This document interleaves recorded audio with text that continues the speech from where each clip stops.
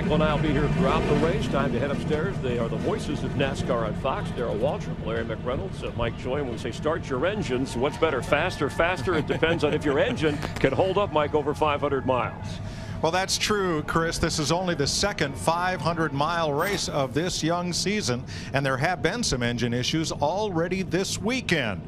Darrell, though, the thing that impresses me most about this racetrack tonight is it is blazing fast. Yeah, we set a new track record, another new track record. But what really I enjoy about where we are right now with the drivers and the cars, they're having fun. Every one of these guys says, look, we're going faster than we've ever gone before, but we're doing it easier than we've ever done it before. And that's a tribute to the car. This is a great race car. I think it's the best race car NASCAR's ever had. And these are the fastest race cars in the history of NASCAR. Well, these drivers, they may be stressed somewhat going 500 miles at 200 miles an hour into the corner and almost 195 mile an hour lap speeds. But Larry, what about the stresses it puts on these cars? Well, and Mike, that speed has been in daytime. As we get into the nighttime, this track is going to cool down. It's going to gain a lot of grip, and these cars are even going to get faster. Absolutely. The engine guys are very nervous. We get those long green runs, and the RPM is just going to continue to go up. A lot of stress on these engines. As you mentioned, we've already had some failures. I do want to tell you this. The guy I want to watch, he won this race a year ago, Greg Biffle. Had a little bit of a bobble qualifying, qualified 35th. He is going to be fun to watch coming to the front. NASCAR did make a minor gear change before we got here, anticipating these high speeds and high RPM. All right, 42 drivers ready to race. Joey Logano is still waiting.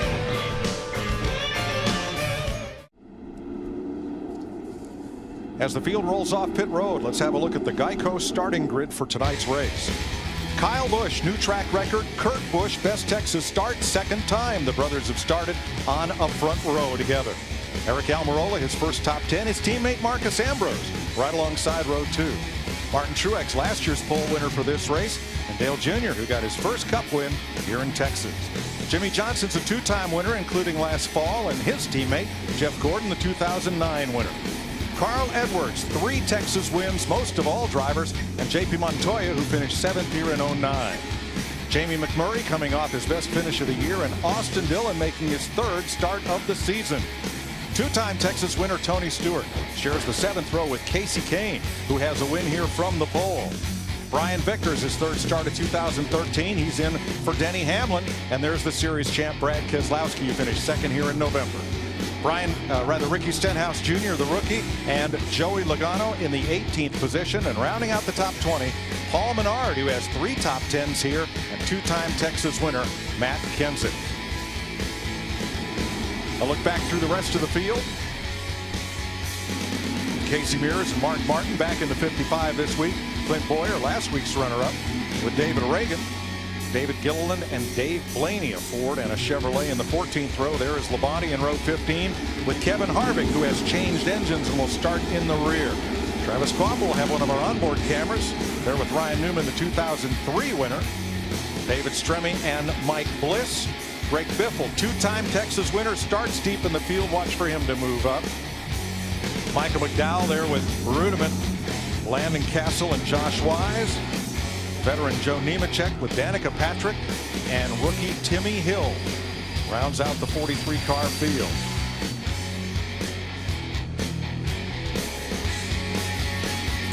All right, Joey Logano rolls off.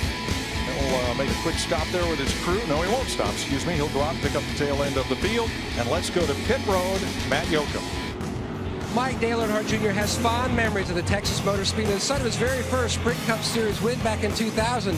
Now Junior will start 6th in the grid, and he told me that basically from the time they unloaded, he's been very pleased with his 88 machine. And the most positive aspect of their package here at Texas, he said, is simply the car is so good near the end of a run. Should be good for later on tonight as he tries to score his first win since Michigan last summer. Chris Devoda? Well, Jeff Gordon is coming off his best finish of the year, a 3rd last week at Martinsville. He's up to 12th in points. Momentum is building. They have their car set up for the long run. They know it is typical to have long green flag runs here at Texas. It has been 4 years and 8 races since Jeff Gordon won at Texas. For Jeff Gordon, 8 is most certainly enough. Steve Burns? Well, Krista, Matt Kenseth loves the Texas Motor Speedway. He has 2 wins here. He leads nearly every statistical category, including the most laps led, over 700. And he won on the 1.5 mile earlier this year at Las Vegas. But crew chief Jason Ratcliffe said these 1.5 mile tracks are dissimilar. He's been having a hard time getting that car to roll through the middle without hurting his exit. Jeff Hammond.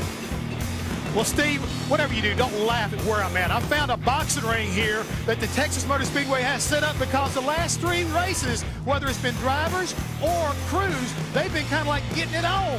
So they've got it ready for a post-race, you might say, Wild Wild West show. All I can say, guys, is bring it. It's Texas. Well, Saturday night's all right for fighting.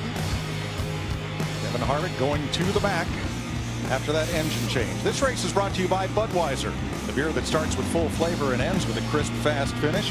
Great times are waiting. Grab some Buds.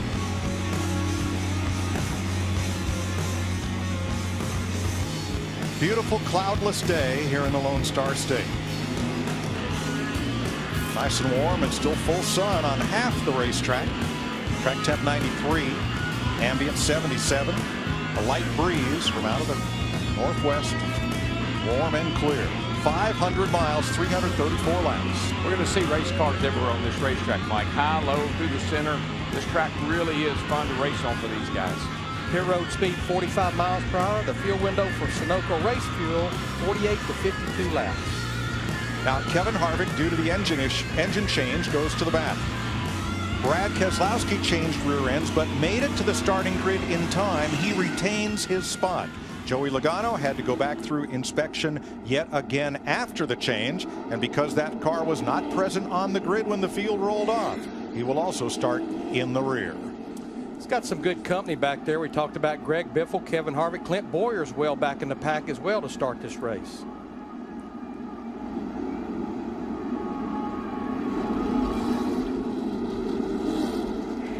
Go ahead, Tavern. 22 will start to the rear for being late and not presenting himself on the grid in time. Chevy SS pace car to pit road. Here they come, ready to race Lone Star style. All right. Get up on your feet. Put your hands together. Boogity, boogity, boogity. Let's go racing, boys.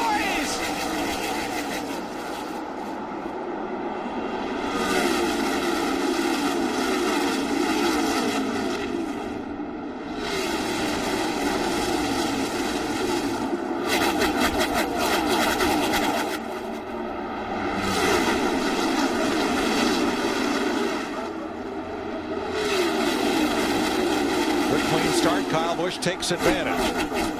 Right from the get-go, challenge for second at the line. Kurt Busch from Almirola. He's got company. Martin Truex almost took him 3 wide for second place. That's what you love about this racetrack, though. You can race on the bottom, in the middle of the track. Probably won't be long. We'll see him right up against the wall. One thing else I like, Larry, is that 43 car went down into turn 1 beside Kurt Busch on the outside.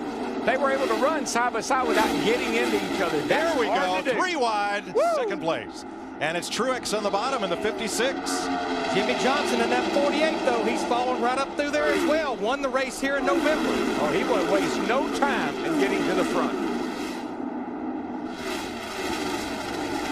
Oh, Kurt Busch had to pedal it off turn 2 in the 78. And he's going to fall into the clutches of Johnson for third. Turn 2 is tricky, man. It's a little rough over there right through the middle of the track. Can upset the car. Saw that happen to Kurt right there. Johnson clears Busch for third with Edwards fifth, Almirola, Gordon, and Ambrose.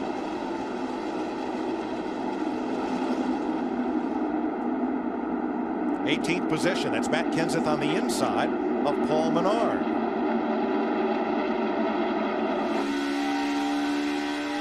Riding with Brad Keselowski. And for 9th place, Jamie McMurray and Dale Earnhardt Jr. Jr. already looking to that kind of high line, getting a nice run off the corner. Right behind them, Tony Stewart working on Brian Vickers, who's in the 11 this week. Denny Hamlin is here, still recuperating.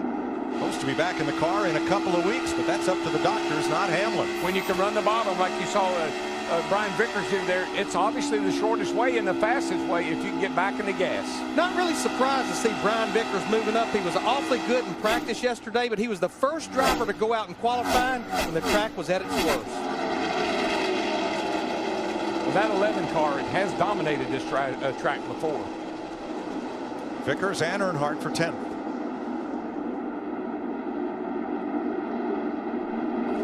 Tony Stewart moving in. And here is Joey Logano, who started tail end of the pack and has moved up 10 positions in that 22. Oh, he'll move up to about mid-pack pretty quickly, but from there on it gets pretty tough. Coming through 3 and 4, that sun gets right in your eyes.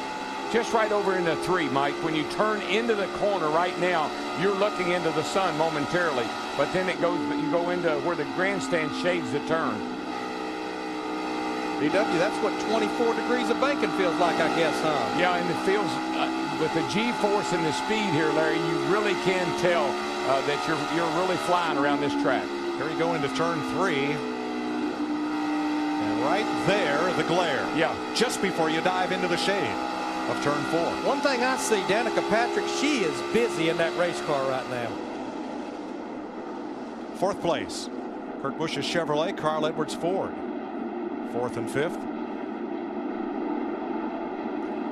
Not far behind them is another guy that's won here before. Jeff Gordon, that 24 car, had that great run at Martinsville last week. Now Jeff has moved up to the 6th position. Steve Burns. And Kurt Busch just said to his team, I have no idea what happened to all of our grip that we had yesterday. It feels like we have a parachute behind us. Well, and they'll have to anticipate, you know, as I mentioned, as the track cools down, will this car find the grip back? You know, it looked like he was a little disjointed there when the race started, but he's about to lose a spot now to Carl Edwards in that 99. Yeah, you can just see Carl has so much more speed through the corner, and he's eating Kurt up right now. Right here, Carl gets back in the gas. One thing that Kurt might have figured out right there, Larry, he was running the bottom. Maybe he's going to have to move that car to the top, free it up a little bit, and get some speed out of it. And find that grip. Yeah. Michael McDowell made a pit stop. That car looked to be overheating, but he goes back out onto the racetrack as Kyle Busch brings him across. 2 seconds up on Martin Truex in just 10 laps. So I think that's it. Kurt made a nice decision, Larry. He went to he was running around the bottom. He moved up a little higher, and now he's able to maintain a better pace and keeping Carl behind him. And that keeps that thing wound up pretty good when you run a little bit higher up the racetrack. Doesn't bind it or bog it down as much. And remember, we do have a little higher gear. Not a lot, 10 points, but a little higher gear than what we had here last year. 15th place, rookie Austin Dillon. That's Richard Childress' grandson up on the top side, and another rookie, Ricky Stenhouse, the Nationwide Series champ in 17. Yeah, Austin Dillon went out and rounded up these sponsors on his own. Not Richard Childress, not his dad, Mike Dillon. No one helped him. In about 2 weeks, he found enough sponsorship to run this 51 car here. One driver in the field who wears a cowboy hat when we're not in Texas. Austin Dillon. Like Hammond, who wears his spurs everywhere he goes. Casey Kane right with them in the number 5. Casey actually lost a little ground at the drop of the green flag. This is right with Kevin Harvick. He's picking them up and laying them down after starting at the rear of the field. And Darrell, one thing you're going to talk a lot about tonight is closing rate. He just closed right up on that car and shot past. Yeah, this car has a 7-inch tall spoiler on the rear of it. It really leaves a nice weight behind it. It allows you to draft right up, and with this car, the way it's built, to pass. You don't get stalled out behind the guy in front of you. Harvick, who's moved up 17 spots in only 13 laps, lost an engine in practice. They changed it. He ran his qualifying laps. They didn't like that engine either, and out it came. Matt? Mike Gilmartin told me that they looked at the data on the computer after that qualifying run. The oil pressure was just inconsistent, didn't want to take a chance. They were already going to be at the back, so they changed it again. So, yes, they're on their 3rd engine. Harvick says right now the car is plowing. They're looking forward to that first stop, but he is making some gains. He's moved up top. Yeah, he's all the way at the top of the racetrack, Matt, at both ends. 14 laps complete, and Kyle Busch, who won last night's race here, taking off from the field. 19 laps complete, 315 to go here in Texas. We'll go 500 miles under the lights tonight as this track transitions from daylight to darkness. And look at the front of race leader Kyle Busch's car.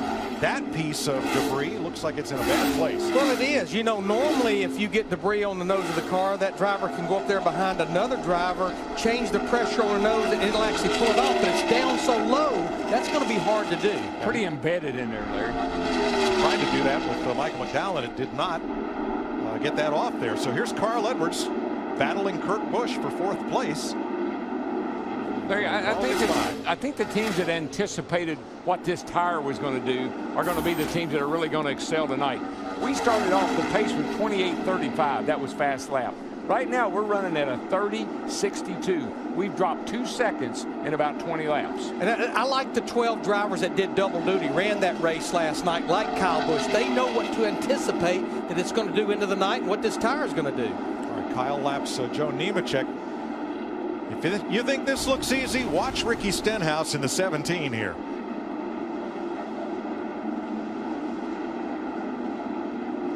Watch those hands inside the car. Watch it. Hang on to her, bud. It's a good thing he's an old dirt track racer. Look at the mess it caused behind him. Yeah, Austin Dillon in the 51 got into the side of Clint Boyer in the 15 on the bottom. You'll see it here from Brad Keselowski's Ford EcoBoost cam. I'm sure that 51 got in the wall pretty good. That 51 struggling. That was a 96. 55's in front of you, still outside. That's just a chain reaction right there. The 17 gets out of shape. Probably pedaled it a little bit. You run up on him and bam, you're in the wall. From that first camera angle, when you can read the right door numbers, that's not a good thing. They were racing for 16th place. That bit of debris closing up part of the grill opening on race leader Kyle Busch as Montoya has to try to fend off Casey Kane in the 5 for 13th. Yeah, Casey Kane in the 5 dropped back a little bit when we dropped the green flag, but now it looks like he's starting to make his way. I don't know that he's getting better at some of the drivers he's racing with. They're starting to lose the handle. I tell you, Juan Montoya in that 42 car, he's going to wear the right side of his car out. He is as close to that wall as you can get without hitting it. Watch him right here, Larry. He just goes in and floats right up next to the wall. Jeff Gordon closes in on Kurt Busch. This would be for 5th place. Kurt's done a really nice job. I know he complained about his car on the start there, but he's done a nice job of finding a place where he can get the max speed out of his car. There we're about halfway through this fuel run here, and in these conditions at least, a little bit of shade, a little bit of sunlight, I guess they're now starting to get a pretty good read of what their car is going to do right now. Oh, I think so, Larry. You burn off about a half a tank of fuel. Now the balance is about where it's going to stay. Tire pressures have come up about where they're going to be. You can really start to give some good feedback to your crew chief now about what the car needs. Kyle Busch just put J.J. Yaley, the 36th place car, 1 lap down. Matt. Mike, just under a 2-second lead for Kyle Busch. Now he is aware of the debris on the front. Dave Rogers, the spotter, and Kyle have had conversation about it, so he is keeping an eye on the gauges. Right now, this is the car has gone from tight loose to now it's just absolutely loose on exit.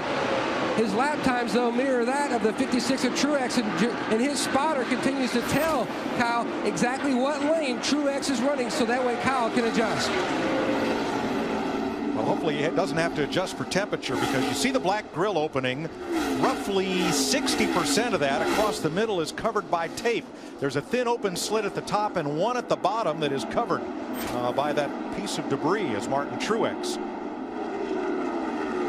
trying to close in. Yeah, I've been watching the score monitor, but more importantly, I've been watching Martin Truex Jr. in that 56 car. He is hugging the bottom of the racetrack through both ends. Back at 7th, that's Brian Vickers. Toyota going around the outside of the Ford of Eric Almirola, who started 3rd. You know, thinking about Brian Vickers, he's going to be standing in for Denny Hamlin, who will be out probably for a few more races. No one knows probably more than Brian Vickers, what it feels like to be on the outside looking in a couple of years ago. He had to step out of the race car because of blood clots, so he truly knows what it feels like. Yeah, and he's so excited about the opportunity to drive this 11 car. He drives in the Nationwide Series for Joe Gibbs, and now he gets a chance to drive this 11 car. It's like bringing in a backup quarterback. He knows the system. He knows how to communicate with Darian Grubb. It's a good opportunity for Brian right here. What Brian wants more than anything is to be back in the Sprint Cup Series full time. And signs are looking toward that happening in 2014. The way he's been performing, there's no question. By next year, he will have a full-time Cup ride. Possibly in a 55 car. It's a good chance. 29 laps complete. Kyle Busch has led them all. 35 laps complete. Kyle Busch's lead stable at 2 seconds over Martin Truex Jr. as Kyle works lap traffic. Good battle back at night. Marcus Ambrose, Matt Kenseth going at it.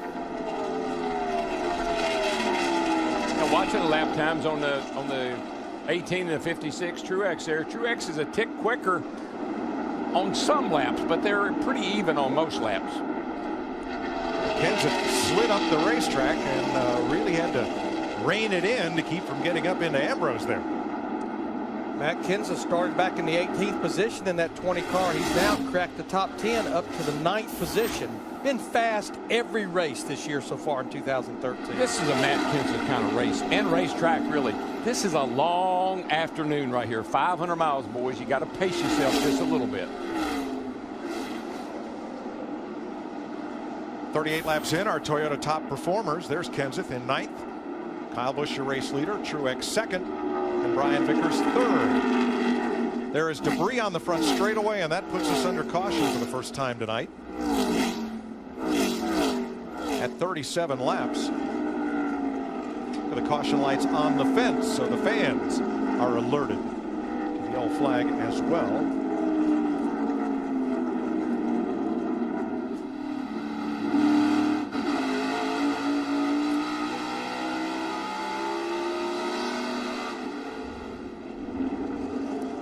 Josh Wise will be the Aaron's lucky dog on this first caution of the night. You don't need credit. All you need is Aaron's. So he'll be back on the lead lap. 39 laps into this run here since the drop of the green flag. The strategy will be simple. 4 tires and fill me up with Sunoco race fuel. We still have, though, 33, 32, 33 drivers on the lead lap. I guarantee you, these guys right here, they're going to get a workout tonight, these pit crew members. Very timely. Did you see that crew member with that lug nut in his mouth? Just in case. And here's Denny Hamlin, a reluctant spectator, still recovering from his California crash. And we'll check with the doctors this week, but we anticipate it's still going to be several weeks before he is back in his office right here inside the number 11. He's getting around pretty good. I see him on top of trucks, up on the pit box. He's getting around pretty well.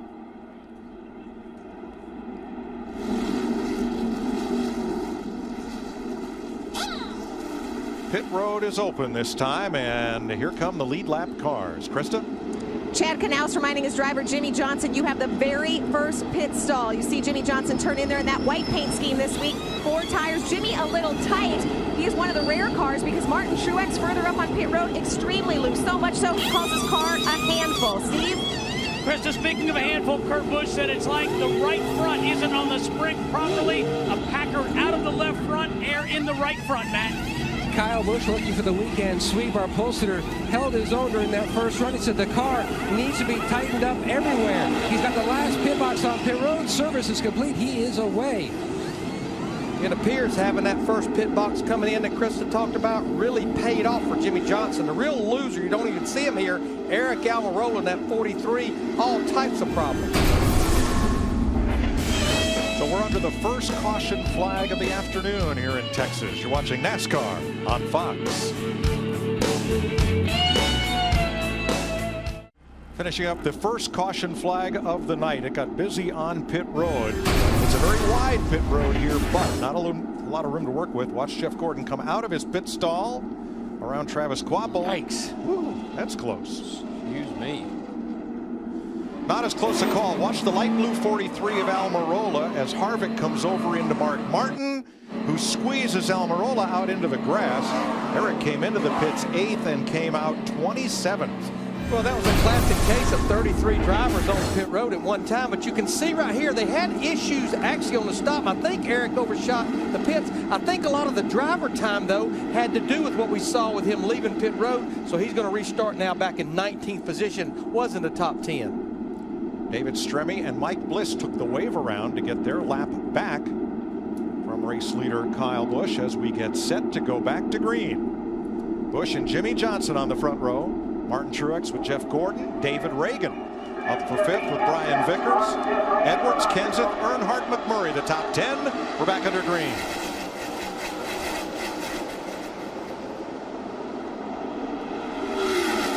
I think what we're seeing, Mike, these first 5 or 6 cars here, these are the contenders. These are the guys that are going to be up front all night long. Here goes Martin Truex making a great run off turn 2. Truex sat on the pole here last year for this race, led a lot of laps. Oh, trouble down the back. 2 cars in the wall, turn 3. One of them is Ricky Stenhouse sliding backwards, and the caution is out.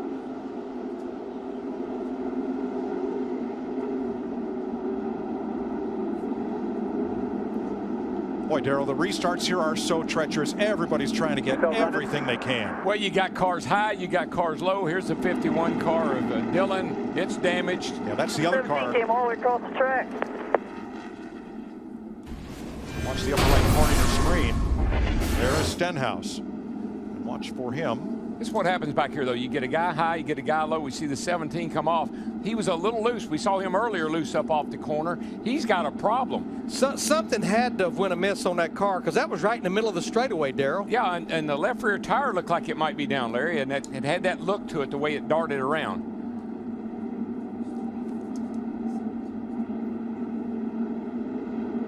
Now, he is letting that car he's backing that car up like that to get down off the racetrack. He's coasting, but he's getting down off the racetrack, out of the race, out off the track. Both cars ended up in the wall. Stenhouse has taken his to the garage.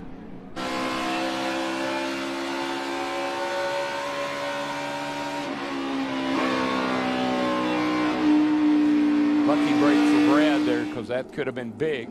Pretty sure the left rear tire was down on Stenhouse's car. He was running 21st and on the left. Matt? Hey, Mike, the Blue Deuce on its way down pit road. Simply the reason for the stop, they're going to make a chassis adjustment to try to continue to work on this race car. We told you earlier that the car was loose, especially on exit of turn 2 where the car was so strong in practice, and also going to put on tires. Larry Mack documented earlier today just how much tires fall off of the course of a run. So they said, you know what, if you're giving to me, I'll come back down pit road. That's exactly what Brad did. Larry, I'm not so sure that what they had to do to that car going through inspection didn't change the setup and the way that car feels. They may have to work on that car all night long. Well, and I anticipate maybe the same thing with Joey Logano with the 22 car. Austin Dillon under repair. Mike Bliss made a stop in and out. And Bobby Labonte's taken his car behind the wall, Steve. Mike, as you reported, he has a bad stomach virus. The plan was for Mike Bliss to get in that 47 if Bobby, in fact, had to get out. But Mike Bliss still soldiering along in the 19 on the racetrack. So there's no one available to relieve Bobby Labonte. Dang. Wow. 2 drivers missed qualifying for this race, Scott Speed and Scott Riggs, but they must have both gone home, along with the drivers from last night's race. Here is why we're under caution for the second time. While you're watching NASCAR on Fox, prime time in Texas, and time for a race break under the second caution of the evening. The sun officially going down in about 35 minutes or so, and it's already may have set for rookie Ricky Stenhouse Jr. repairing his car. Came in 15th in points. Yeah, he cut a left rear tire, it looks like, Chris. You can see on the back straightaway the thing starts to wiggle with him. You got to wonder if, look at all that traffic. Maybe when they threw the green flag, there was some contact. You see a little tire mark there on the left rear of the car anyway, and maybe cut that tire down. Let's check in with Steve Burns. He's standing by with Ricky Stenhouse Jr. Yeah, Chris, back in the garage, a lot of work going on to this Best Buy car. What made that car turn dead left on you, Ricky? I think we cut a left rear tire. I got really loose in 1 and 2, but we had been a little loose, so I didn't really think anything of it. But think it cut the left rear tire down and just spun out. So tough break. I'd like to see how our best Ford Fusion would have ran, under the lights. But I thought it was pretty good on that side of the track with where the sun was down. But I guess we'll get back out there and ride around. All right, thanks, Ricky. Mike Joy. Thanks, Steve. J.J. Yaley got the free pass on this, the second caution flag of the night. 47 laps complete. Michael McDowell's car has gone to the garage. Austin Dillon has been under repair. He was speeding down pit road. They're holding him for running the paddle at the end of pit road. And we're back to green with Martin Truex, Kyle Busch, Jimmy Johnson, and Brian Vickers up front.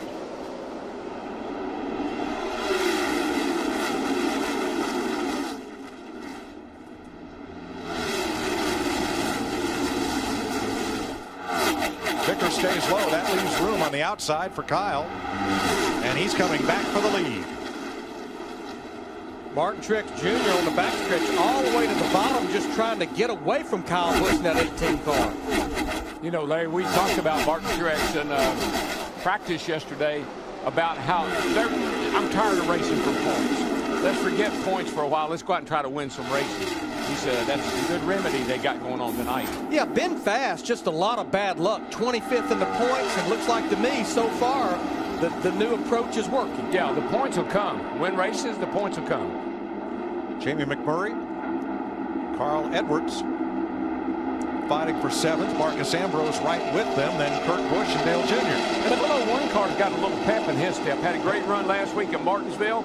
Bono Mannion, the crew chief, they're doing a pretty good job right now. How about Kevin Harvick in that 29 car? Remember, started at the tail end of the field, and he's up there trying to get to the top 10 now as we ride with him down the backstretch. And right off the restart, well, that's when Harvick seems to be at his best. Well, that's what these cars are really good at. You can put them in places they've never been able to put these cars before. The closing rate is huge. You get by a guy, you don't have to hang beside of him. That's what makes this car so fun to drive. Tony Stewart to the outside of Mark Martin, and Logano right with him. This is a battle back about 19th and 20th.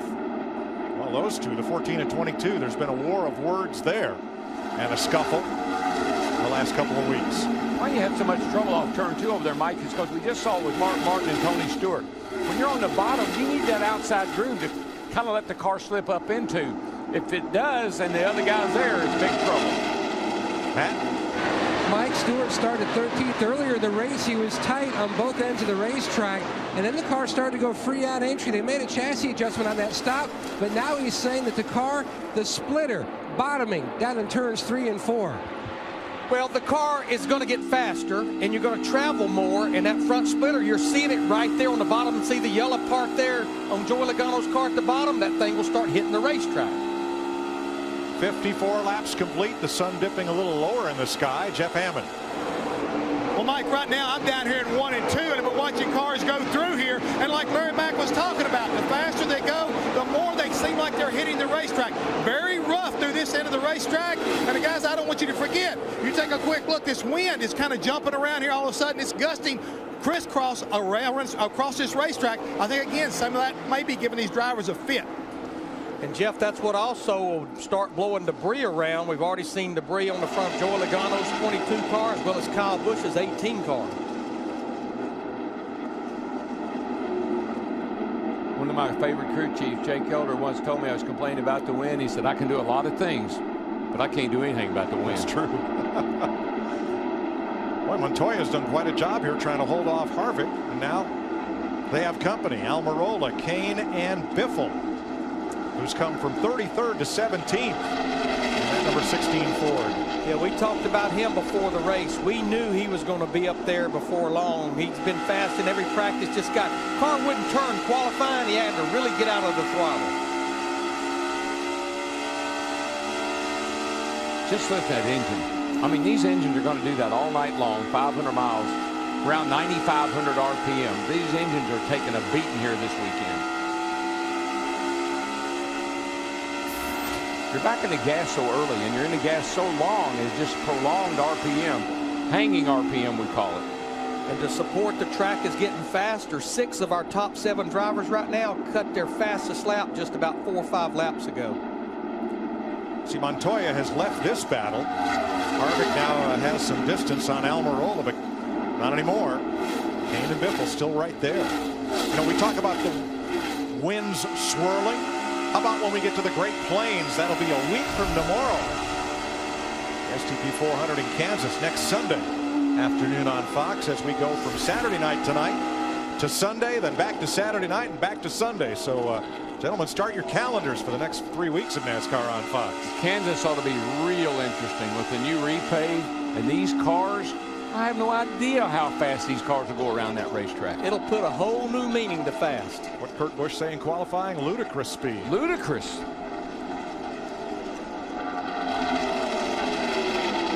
Greg Biffle has gotten past Almirola, continuing his march to the front. From 33rd to 16th, he's halfway through the field in just 58 laps. And only the 8 of 2 cautions. Well, you know, this is a Biffle kind of track. We call Biffle a wheelman, and this is right in his wheelhouse. Kevin Harvick, that 29, just like before the first caution, all the way up at the top of the racetrack, and he is making some hay up there.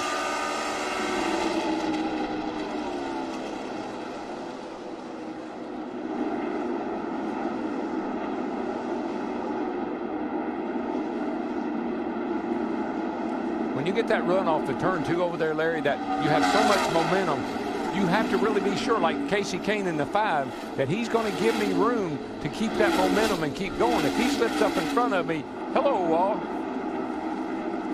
And Harvick's gaining. Kane's going to have to give him a spot. Otherwise, contact would be forthcoming. I love that piece in the pre-race show on Kevin Harvick where he went and hung out with Johnny Hendricks, the UFC fighter. He was a huge fan of UFC fighting. Actually was a wrestler in high school. So Kane allowed Harvick in front of him when Harvick climbed the hill. Right on by. Dale Earnhardt Jr. a little wiggle in his walk off the corner, Darrell. I'm not so sure that Junior's totally happy with his piece right now. Got Clint Boyer looking under him here, and boy, the back end just steps right out on that 88 car. You can't stand that. That'll catch up to him. 5th place, 2 of the Gibbs Toyotas. Brian Vickers motoring around Matt Kenseth. Got a pretty good feeling about that old 20 car in Matt Kenseth. This is his kind of race. I'm telling you, keep an eye on him. Steve? Veteran feedback from Matt Kenseth, Mike. He said the car is pretty good. Don't change anything until it gets dark. That's that anticipation, knowing that this racetrack, it's going to be an ever-changing racetrack. So Vickers passed him. Kenseth to the bottom. Retakes. 4.7 seconds behind race leader Martin Truex.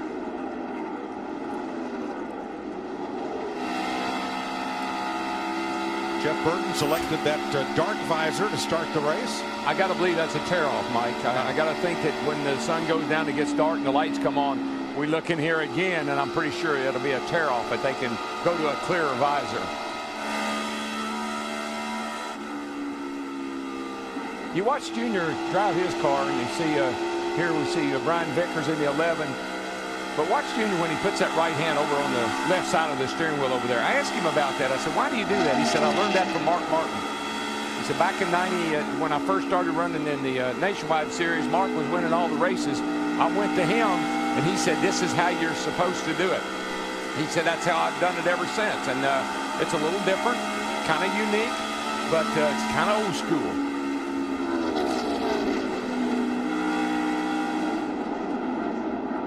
Martin Truex, your leader. Kyle Busch is 1 second back of the 56. I think we have some different approaches that drivers took to start this race with the sunlight. We saw Dale Earnhardt Jr., Danica Patrick pretty much with dark shields, but what looks like to me they've done with Brian Vickers, he's got a clear shield on, but what they've done, they've almost built a sun visor right inside the windshield with tape to shade that sun. Yeah, you see that? That's a little tear off right there. When it gets a little darker, he'll start to peel that back a little bit.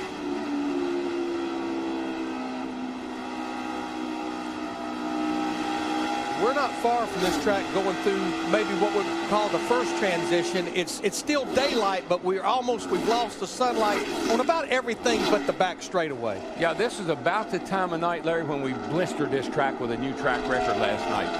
196.7 miles an hour around this little racetrack. Oh my, I'm still in shock.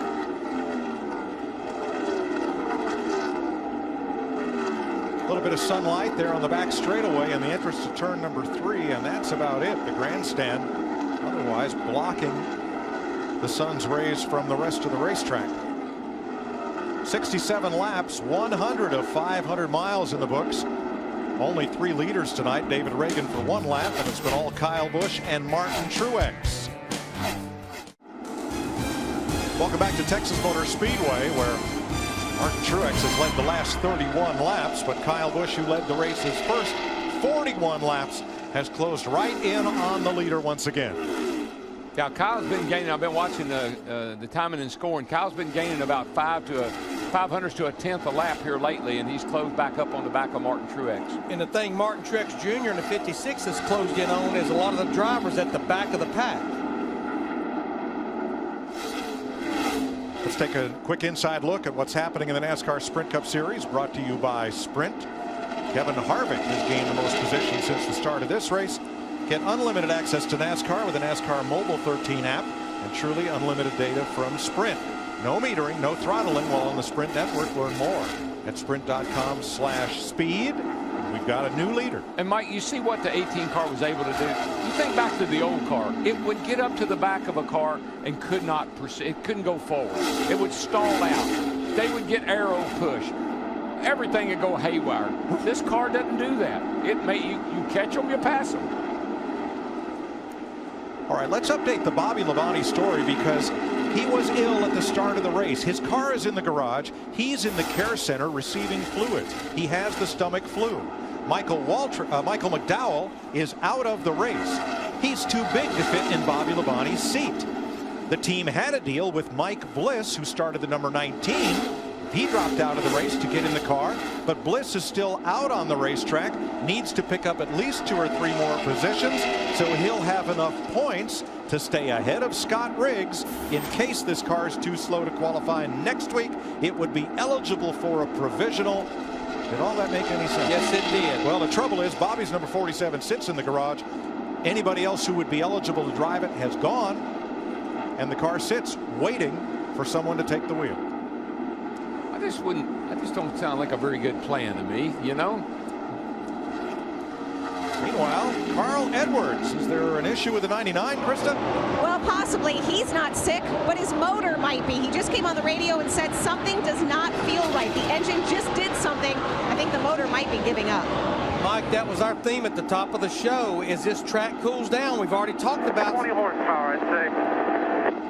Oh, you can hear it, Larry. It sounds It flat. might be a header or something cracked. I'm just hoping that's what it is. We'll just keep running and we'll just keep going.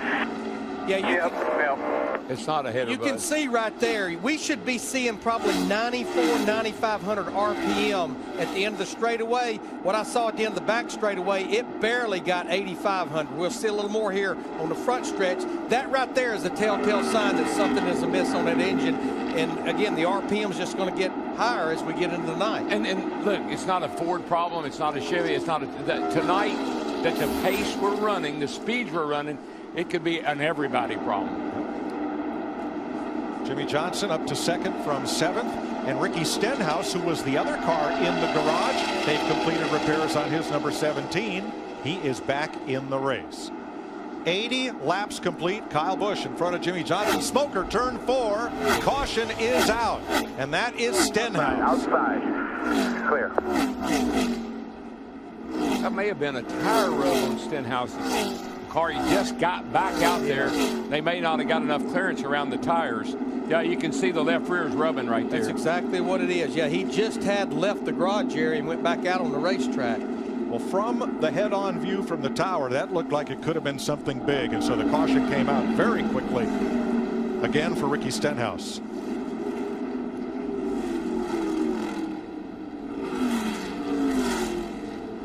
Yeah, when you have a car come out of the garage, you can see the amount of repair that's been done to the car.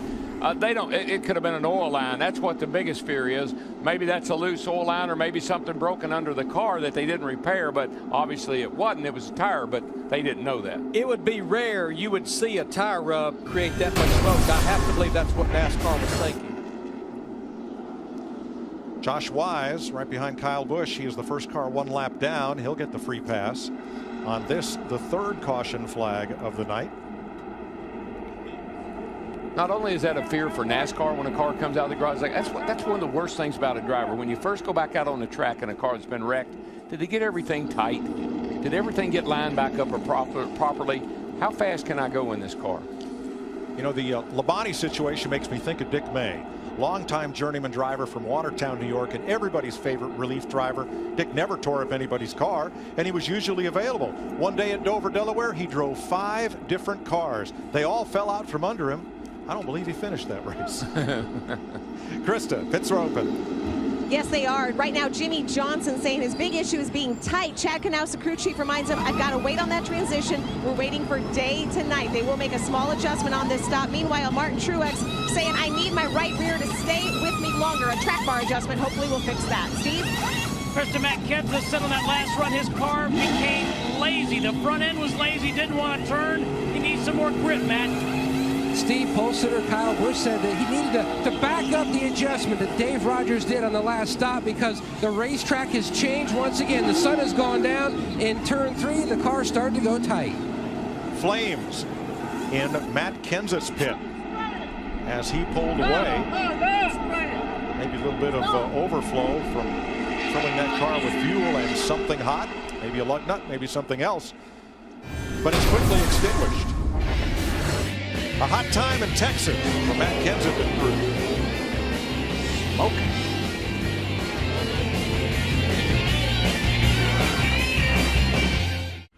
As Matt Kenseth accelerates out of the pits, he spits a lug nut that came off the car. You'll see sparks behind the rear tire right there, and that ignites a little pool of fuel from the overflow. Here's what's fresh off the wire, brought to you by KFC. Steve Burns. And I checked down here in the pits, Mike. These guys are tough guys. John Eicher is the guy you saw, the gas man that just went over the wall. There's a shot of John. And I said, are you all right? And he went, yeah, I'm fine. He goes, you don't need to talk to me. But there's a couple other guys watching the replay. So a little bit of excitement down here in the 20, but they're tough guys. And that's what's fresh off the wire. Thanks, Steve. Glad he's okay. Kyle Busch and Jeff Gordon are on the front row for the restart. Truex, Vickers, Gilliland, who stayed out and did not pit, with Kenseth, Edwards, and McMurray. We saw that 56 car of Truex be mighty fast on new tires. Kyle was able to chase him down after a few laps, but let's watch that 56 and see if he can go. Oh, Jimmy Johnson bobbling and backing up through the middle in turn 2. Yeah, he was getting passed on the top and on the bottom of the racetrack that time. A lot of moving and shaking going on these restarts. But Darryl, you've said it 2 or 3 times. These guys know that's when they better go because they've got those fresh tires. Yes, sir. They know the tires are going to fall off a little bit. Take advantage of them while you got them. Use them while you got them.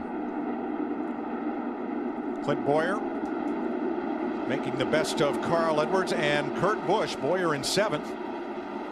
Jeff Gordon up on the outside there. Lost the spot ahead, and now here comes Vickers as Gordon unable to hold off Kenseth, and now Vickers to the inside. I really like the way these cars can run side by side. Up the corner, that's really hard to do, and that tells you the car's really sticking well. Let's go back and see what happened to Jimmy Johnson as he went through 1 and 2 off the restart. Remember, white number 48. The middle of the racetrack, it's a little rough right in there, and the car loses the front grip, just a little wiggles up the track, almost got into Kevin Harvick. And Darryl, being right after a restart, after a pit stop as well, the air pressure down in the tires, possibly that splitter bottomed out. Inside, inside, line 48, corner, engines right down here, top of 2. Things are busy. I believe that 18 car, he made one of those after the sun goes down adjustments. He is checking out again. He just ran 28.91. Carl Edwards needs one of those adjustments. There he goes by in his blue and white 99. He restarted 6th and is dropping quickly back to 11. How about our leader, Matt? Mike, Texas has an impact in 2 different ways. Number 1, it pays one of the top 4 purses on the schedule. But number 2, the second race here at Texas falls during the chase. And Kyle Busch told Dave Rogers about 15 minutes ago, they're at a certain point in the race, said, all right, he goes, I am great everywhere except turn 3, and I'm very loose there on entry. But remember, that part of the track is still in the sun. Make a note of that for when we come back in the fall. Larry, Mike, I think one of the best things that happened to Kyle Busch was they missed the chase last year. It was a wake-up call for that whole team, Dave Rogers and Kyle, and they have really focused on being more consistent. In a track like this, it's in the chase. This is an important race for these guys tonight. All right, the final 10 races of the season are the chase for the Sprint Cup. And we visit each of those tracks in the first half of the year. So a lot to do here besides just try to win tonight's event. You know, on the right, we watched that bobble that Jimmy Johnson in the 48 made, and he continues to lose ground. He got passed by his teammate Casey Kane in a almost went around. I'd like to be a lot more than ground there. That's what he's been fighting ever since that race started. It's like they made some adjustment on the car. You heard Chad say, I'm not doing anything till the sun goes down. He better get in there and do something pretty quick. You know, guys, we've seen it time and time again. Jimmy Johnson drives a loose race car. He wins a lot of races. He's really fast, and the reason why is because of his incredible car control. Watch this car jump out from underneath him. That's at 190 miles an hour. He never even loses a spot. So Jimmy can drive a loose car. That means he can overcome when the car isn't handling well, and that's what he's doing right now. Michael, I've always said that 48 car is one of the hardest cars out there to drive because they run it on the edge all the time. It's almost like Hammond's working on it, isn't it, Daryl? Doesn't drive that bad. Well, Johnson restarted 8th. He's back to 15th. The little driver on the move, Mike, is Jamie McMurray in that 1 car. I've been watching him. He's just been chipping away. Started 11th, and now he's cracked the top 5. It's almost like he and his race team, they're starting to get their act together. Good run in the early going here for McMurray. A lot of rumors surrounding that team. We'll get to that in a bit. But first, let's update Jimmy Johnson with Krista. Yeah, you know, Mike, they made some adjustments on that car, but it might not have been enough because Jimmy talking about how loose the race car is right now. Earlier, Chad had talked about wanting to wait to take the big swing until it got dark. Right now, Jimmy coming on the radio and saying, it is just so loose. I am skating or losing so much ground while others are gaining. Chad reminding him, it's track position too. You've got to get to where they're not racing. Jimmy reminding him, that's easier said than done. I wonder if Chad was watching what happened off of turn 2 over just a second ago.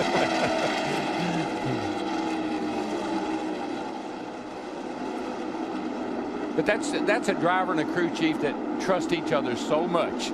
Jimmy knows, Chad, here's what's going on. I got a problem, and Chad knows I got to fix it, and he will. They're starting their 12th season together. Unprecedented, really, when you think about it in this sport. And 2 cars behind them is this battle. Ryan Newman, Marcus Ambrose, and you're riding with Mark Martin, 17th through 19th. This is all happening about 12 seconds behind the leader. Now, 1 car that is on the move is Greg Biffle. Biffle in 7th place right now, 6.3 seconds back. Here's tonight's Ford EcoBoost track facts. Ford with 11 Texas Cup wins here. Most of all manufacturers. They include Carl Edwards, who swept both races here in 08, and Greg Biffle, who won this race 1 year ago. Yeah, Roush Fenway, 18 wins total here, 9 in the Sprint Cup. And congratulations to Jack Roush, inducted in the Texas Motorsports Hall of Fame here on Thursday night. Jeff Gordon's looking pretty racy tonight too, boys. Yep, 3rd place.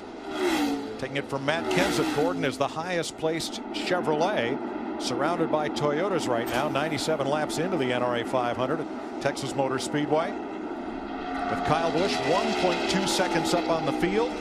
His older brother Kurt, who Kyle nipped for the pole, one of the last cars to qualify, battles Jamie McMurray. And McMurray and Montoya, the only thing that swirls around here more than the wind is the rumor mill that goes through the garage area. Hot rumor this weekend that Ganassi racing team might be in negotiation for sale. Heard that several times over the course of the race weekend. See Montoya in the 42. Speaking of Juan Pablo Montoya, Casey Kane in the 5, Jimmy Johnson in the 48, battling just outside the top 10. Yeah, the 42 car is the one that puzzles me, Larry. Montoya just has not had any good luck. Car hadn't been that great. He's continued to struggle. Every week it's something. They need to get Montoya running better.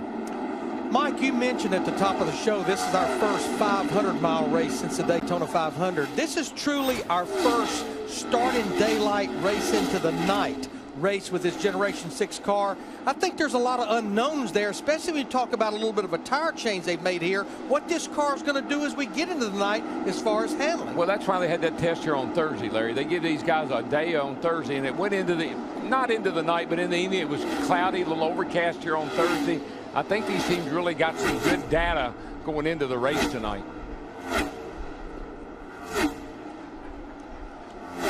100 laps in. Kyle Busch's lead constant over Martin Truex Jr. It's a hot time at Fort Worth tonight.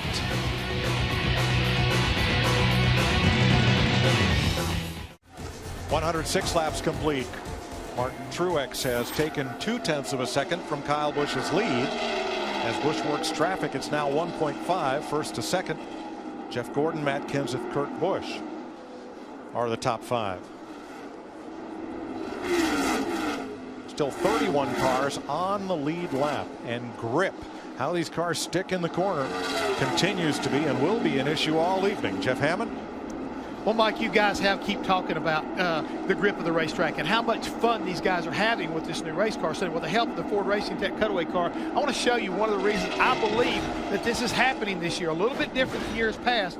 NASCAR used to let these guys run a rear sway bar and skew the back end. We talked about the car's dog tracking. Well, now what they're allowed to do is run rear camber. They can run as much as 3.5 degrees as far as positive in the left or negative in the right. And what does that really mean, folks? It really means what we're doing is we're actually going to be putting more rubber to the racetrack itself. That means the contact patch in the rear of these cars is actually gripping the racetrack better than ever before, and the drivers like it. They feel more confident driving off in the corners and putting the power back down, exiting the corners. So which means, hey, we're having fun and we're running a lot faster. And one of the things that was a huge concern when the season started was that camber in those rear tires and how the axles and drive plates, the running gear in the back, was going to handle that, and if there was going to be a problem. And so far, with the speed of these cars, and we've been to Martinsville, we've been to Bristol, we've been to Daytona, we've had absolutely no issues. Yeah, it's been a lot like so many other things that we were a little bit apprehensive about, like electronic fuel injection, but we don't even talk about it today because it's kind of a moot point. But to have all that rear camber, more than we've ever had before, what kind of adaptation for the driver? Well, what it does is it just plants the car. We talk about corner speed, and that with the rear tires now, instead of riding on the edge of the outside edge of the tire on the right or the inside edge of the tire on the left, those tires are cambered over, so when they go through the banking, you have full compliance with both rear tires, pick up a ton of grip. You got to get a grip if you want to drive one of these things.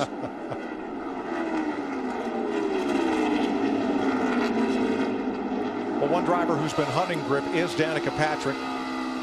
She is now 2 laps down in 35th after starting 40th. Car's moving all around, trying to keep the power down. Do the best you can. I'm trying. Nice work, guys. Thank you. I know you've been moving around trying to find something that works for you, so just keep that up. Yep, copy.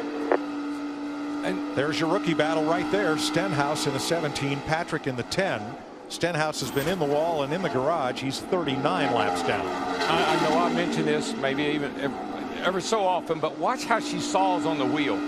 You can't drive a car like that. You can't be juking that thing back left, right, left, right, left, right. There's something that they need to change, because I see her do this on the super speedways. Didn't do it so much at Martinsville last week, but here every time she gets to the corner, look how she has to jerk the wheel around like that. They need to work on the steering box, caster, settle her down a little bit. Errol, do you think she chases the bumps with her race car? I think it's something. I don't know what it is, but if I was looking at these pictures and I saw them week after week, I'd say, what do we got to do to fix that? It does look similar to her performance at California the last time we were on a super speedway. Exactly. There's always that shaking the wheel getting in the corners if there's no feel there.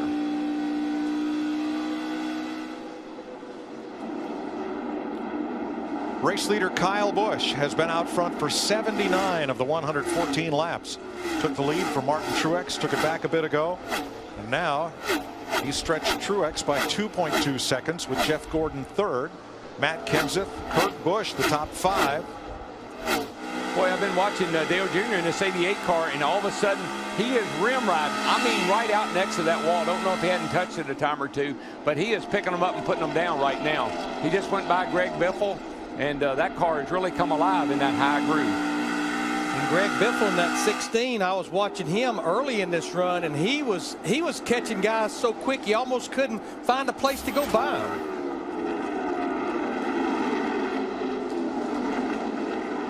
Jimmy Johnson in the 48 fighting his way back as well. Watch that 88 come off that corner back there and just head down that back straightaway. Probably running right around 200 miles an hour as he gets down the back. Well, now let's update Kevin Harvick and the 5 of Casey Kane. This is a fight for 12th place. It's about 15 seconds off the lead, and Kane makes the pass. The 2 Penske cars have not fared well since their trip through the inspection lane a couple of times in pre-race. Matt? And Mike, Joey Logano, who qualified 18th, but as you mentioned, had to start at the back. He has climbed all the way up to 19th, and they've made adjustments on both stops. And Joey says that the last adjustment, which was air pressure, and the fact that the sun has gone down, the track is in shade. It's got a lot more grip. His car is much better. He has migrated, though, off the bottom, moving around, trying to find even more grip here at Texas. Well, he's passed his teammate Keselowski, who also had inspection issues, and now they're 2 spots apart. Mike, if we just said how important that camber and all that rear, that gives you so much rear grip. There was something going on with the 2 and the 22. They took the rear end housings out of those cars.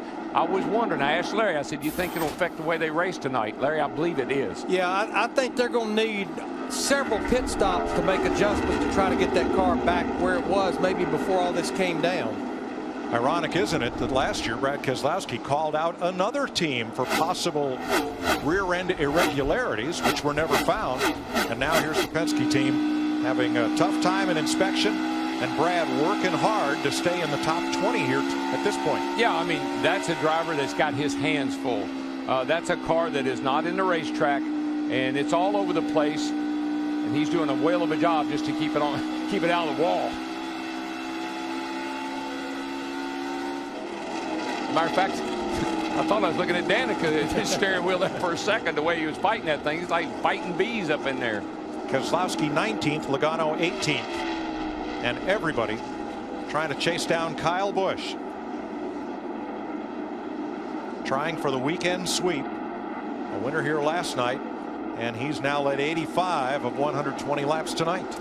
Mike, Darrell mentioned about Kyle not making the chase last year, and that reality kind of set in. If you look at his last 10 races, 4 the end of last year and the 6 this year, the win at Bristol, but how about 8 top 5 finishes? Wow. Kyle Busch leads Martin Truex by 2 seconds. Here in Texas, Kyle Busch leads Martin Truex Jr. 126 laps in. Time for a race break. With Michael Waltrip, Chris Myers, Jamie McMurray, Carl Edwards. Pit stops, we're almost there. Yeah, you have to be mistake-free, and you can see Jamie McMurray's having some trouble on his pit stop. These guys drive to pit road so hard. Matt Kenseth sliding his tires to get to pit road. Chris, you can't give up anything. Crew stops, and the way the driver gets to the pit's important, Steve. Well, Michael, the 20 car has gotten loose since their last pit stop. He said it was loose getting in the corner and loose on the exit, so they're going to make some changes on that 20. Matt. And Steve, problems for the 16 to Greg Biffle. He says it's absolutely loose, sideways. I can barely hold on to it. He was calling at one point of even pulling his shim out of the left front besides any other big adjustments. Meanwhile, the 9 of Marcos Ambrose, he has been both tight and loose. Absolutely no rear grip on this last run. Krista? The plan for Martin Truex was to come in around lap 135, but he said the car was getting worse and worse, and as other drivers dodged onto pit road, so did Martin. Steve? Krista, Kurt Busch has done a great job of battling back to be inside the top 5. Again, his car too loose. They're going to make a chassis adjustment, 4 tires and Sunoco fuel. Tony Stewart's going to have a hard time getting out of his pit. Look at the angle at which he's in the pit. Only the right rear tire is outside the box, so it's a legal stop. It's not pretty. Krista. Jeff Gordon has been having a really strong run tonight, but he had said the car is not cutting the middle as well and is loose off the turns. Jeff Gordon down and away. You see, Kyle Busch, our leader, continues to make laps out there. Steve, he can't afford to stay out long. Everybody else is on pit road. Larry Mack, Brian Vickers says if you tighten me up, we'll be good. 4 tires and an air pressure adjustment. Matt. Meanwhile, an update of Kevin Harvick, who came from the back, climbed into the top 10 and started to fade. His car absolutely loose near the end of that run. Air pressure change on the 29. Kyle Busch is coming in now. Here's why he did not come in 1 lap ago. Because Tony Stewart slid around in front of Greg Biffle, and they thought that Kyle would not be able to easily get into his pit with Stewart's car hanging out in pit road. And what I saw there with Tony's car, he has so much rear brake in that car, Mike, that it locked the rear tires up and it spun the car into the pit box. They use a lot of rear brake to help the car turn. Kyle is in, Matt. And Kyle Busch is. He says the car on that run was absolutely loose. On his scale, though, not bad over the course of that run at both ends of the racetrack. The 22 of Jonah Logano was in as well. His car wasn't bad. Both cars are wet. Jimmy Johnson picks up the race lead with Ryan Newman. David Reagan missed his pit. And now Johnson comes in front of Krista. Yes, Jimmy Johnson is in. Remember this run, they had struggled. They were back in the pack. Well, around lap 110, the car came around to Jimmy. You see adjustments being made there. The back of the car and the 4 tires going on the white, the Dover white paint scheme here in Texas. Jimmy Johnson, gone. Look at those LED lights on the helmet of the tire changers so they can see the lug nuts. That's pretty cool. So that leaves Ryan Newman out on the racetrack as the race leader. He and David Reagan are the only ones who have not made their stop. Reagan now makes it around to pit road. Joe Nemechek is in. And what Ryan Newman, Matt Boylan are banking on is a caution possibly coming out. But right now they're losing close to 2 seconds a lap to all the drivers with 4 fresh tires.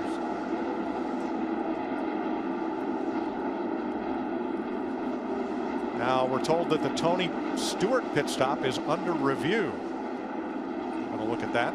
The NASCAR officials are, as Newman, Stewart's teammate, brings his Chevrolet off the racetrack, and he'll be the last car to pit in this sequence. We know Stewart's not going to get any style points for that pit stop. We know that. Steve? Ryan Newman's been loose since the drop of the green flag, Mike. They're going to give him 4 tires, fuel. They'll make an air pressure adjustment. They'll also make a chassis adjustment. They just can't get that 39 tightened up.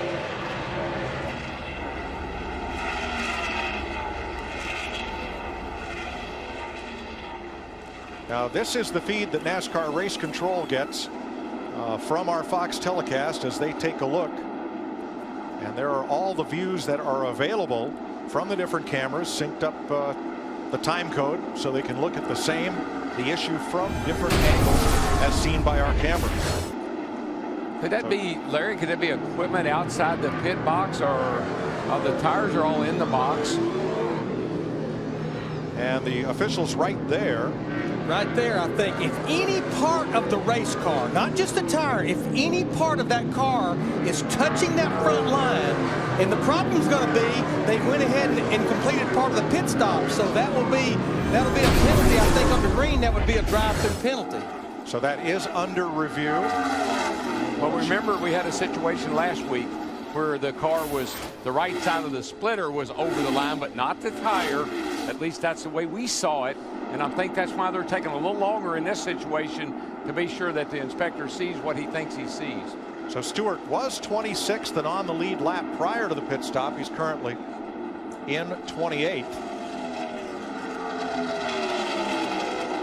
And Brad Keselowski's on pit road. Now remember, that car took a long time getting through inspection. They had to change the rear end housing. It was out of spec. And Keselowski back on pit road. Yeah, I don't think it's just a matter of they had it out of adjustment or anything like that. NASCAR took the rear end housings from the 2 and 22. I gotta think there's something that NASCAR's not happy about with that infraction. Keselowski back in the race. He's lost at least one lap and currently 30th. There's his teammate Joey Logano, one lap down, who is 23rd, Matt. And down here in the Keselowski pits, the crew members are looking over the wheels. Brad thought he might have a loose left rear. Right now, the crew members are checking the tires over very diligently. The fronts look fine, but they're looking at the left rear and right rear. And where they're going to have a huge struggle is he is now 2 laps down, and we have right now probably 8 to 9 drivers that's 1 lap down. And you see both the Penske teams looking over those tires, because certainly the rear end housing that's in those race cars right now would have a different alignment than they had planned to run tonight. So a lot of adjustments. Yeah, it could be. It could also be. It looked like they were looking at the holes in the wheel to see if the wheel was loose and it wallowed the hose out any. Maybe the spacers that are on this rear end housing, a backup rear end housing, is not allowing the wheel to get tightened up all the way. Looks like Juan Pablo Montoya in the 42 car. We just saw him on pit road. Maybe he felt something in one of the right side tires. They did just change the right side.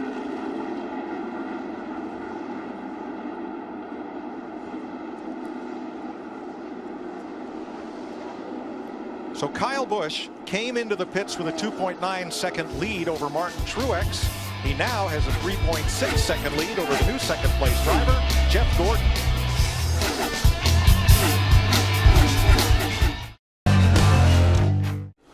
.145 laps complete as we ride along with David Rudiman. Dr. Pepper in-car camera, 20th place. Let's have an inside look at what's happening in the NASCAR Sprint Cup Series, brought to you by Sprint. Kyle Busch has led the most laps tonight. Out of 146, he's led 108 of them. Get unlimited access with the NASCAR Mobile 13 app and truly unlimited data while on the Sprint network. Learn more at sprint.com/speed. When Pablo Montoya made an unscheduled pit stop, they found that a wheel was loose. Car was vibrating. They've changed that wheel, changed that side. He's back out.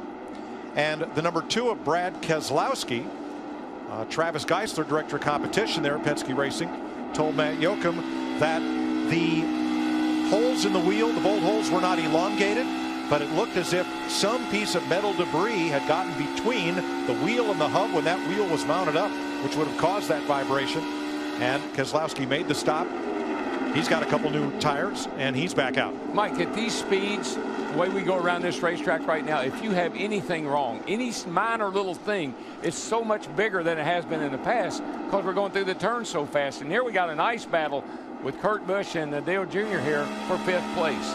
Yeah, I believe every stop they have made Dale Earnhardt Jr.'s 88 car better, but I also possibly believe the conditions are favoring his race car. I think that's cooling down. That's experience, Larry. I mean, that's the guy, the crew chiefs that know what the track's going to do when the sun goes down and it cools off. Let's go to the 88 pit. And Matt, caution's on the speedway. Debris in turn number 2 is the reason for the 4th caution of the night at lap 149. This would be a huge gamble for Paul Wolfe and Brad Keselowski because we know how much tires are worth, but the only hope they may have, since they've only run about 12 laps, being 2 laps down, possibly stay out and take the wave around. You got to do it. I think you have to. You got to do it. You've got so many drivers 1 lap down. You'll never get back if you don't.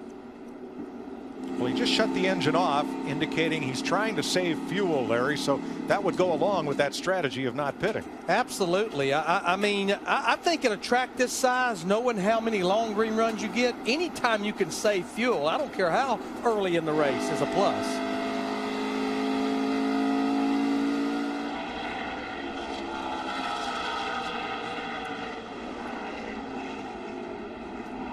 Pace car has the field in tow in the back straightaway. And Kyle Busch's lead of 2.8 seconds over Jeff Gordon is erased with this caution flag. 20 cars on the lead lap. 19 on the lead lap. It'll be 20 as Joey Logano gets the free pass on this 4th caution flag of the night.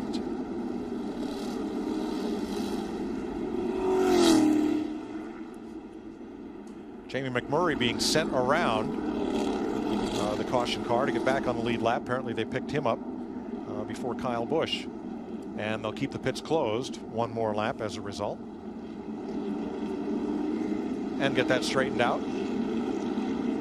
We've received no further word on the Tony Stewart pit stop, so no call on Stewart's stop. They made repairs on the right side, backed the car up slightly, changed the left side tires when he almost spun the car around coming into pits on the last stop. But you know, back to Jamie McMurray, that makes sense, because I could not for the life of me figure out what in the world went on, because he was sitting there running up in the top 12 or 15, and you could see the official.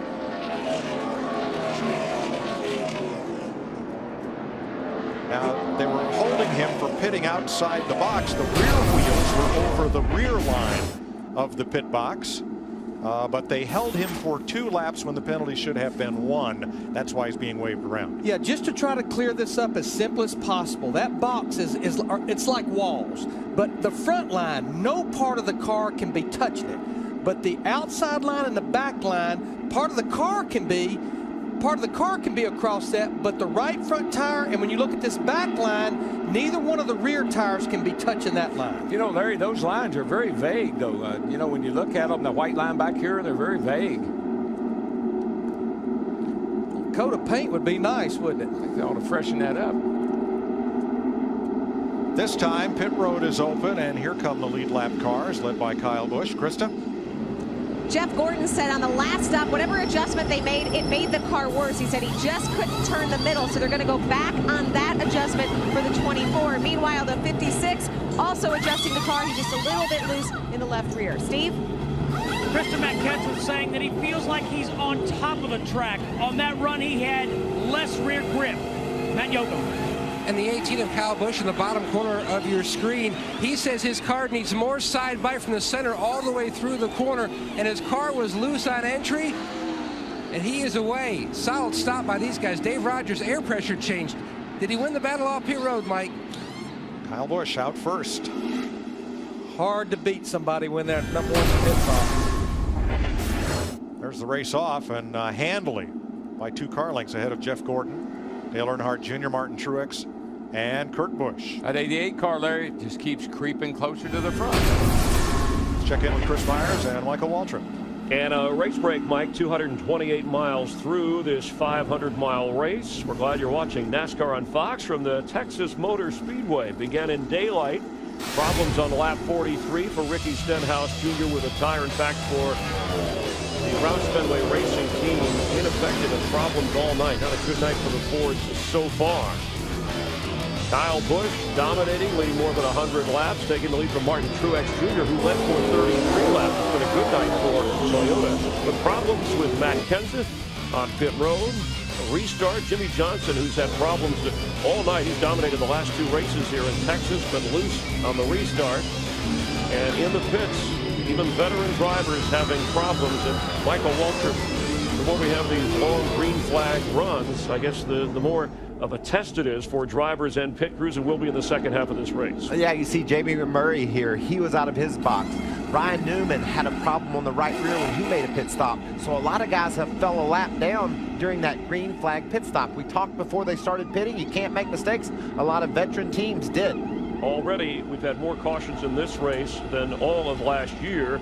4 so far, but certainly not enough for helping with some of the adjustments, including Jimmy Johnson. Will the evening conditions help them adjust to get back into the top part of this race? Well, Chad Knaus, he's a master at adjusting this car. He knows the way Jimmy talks, what Jimmy needs. We saw how loose Jimmy was, but the sun's going down, so this is going to play into their hands. This car could be really strong if they can just get it tightened up a little bit. Dale Earnhardt Jr., who started 6th, came in here 3rd in points, still looking for his first win of the year, but we've noticed his times are getting faster here as the race goes on. Yeah, this team stumbled mightily last week at Martinsville, and they wanted to put that behind them, and man, they've done so. As this race presses forward, the car's gotten faster. You know what that does, Chris? It pumps up the team. They came to pit road last time and picked up spots, so the whole group is charged up about this race. And Martin Truex Jr., let's refer to Michael Waltrip Racing, winless in his last 209 races, coming off his worst finish last week at Martinsville, but we showed him leading. He's hung around the front of this race throughout the first half,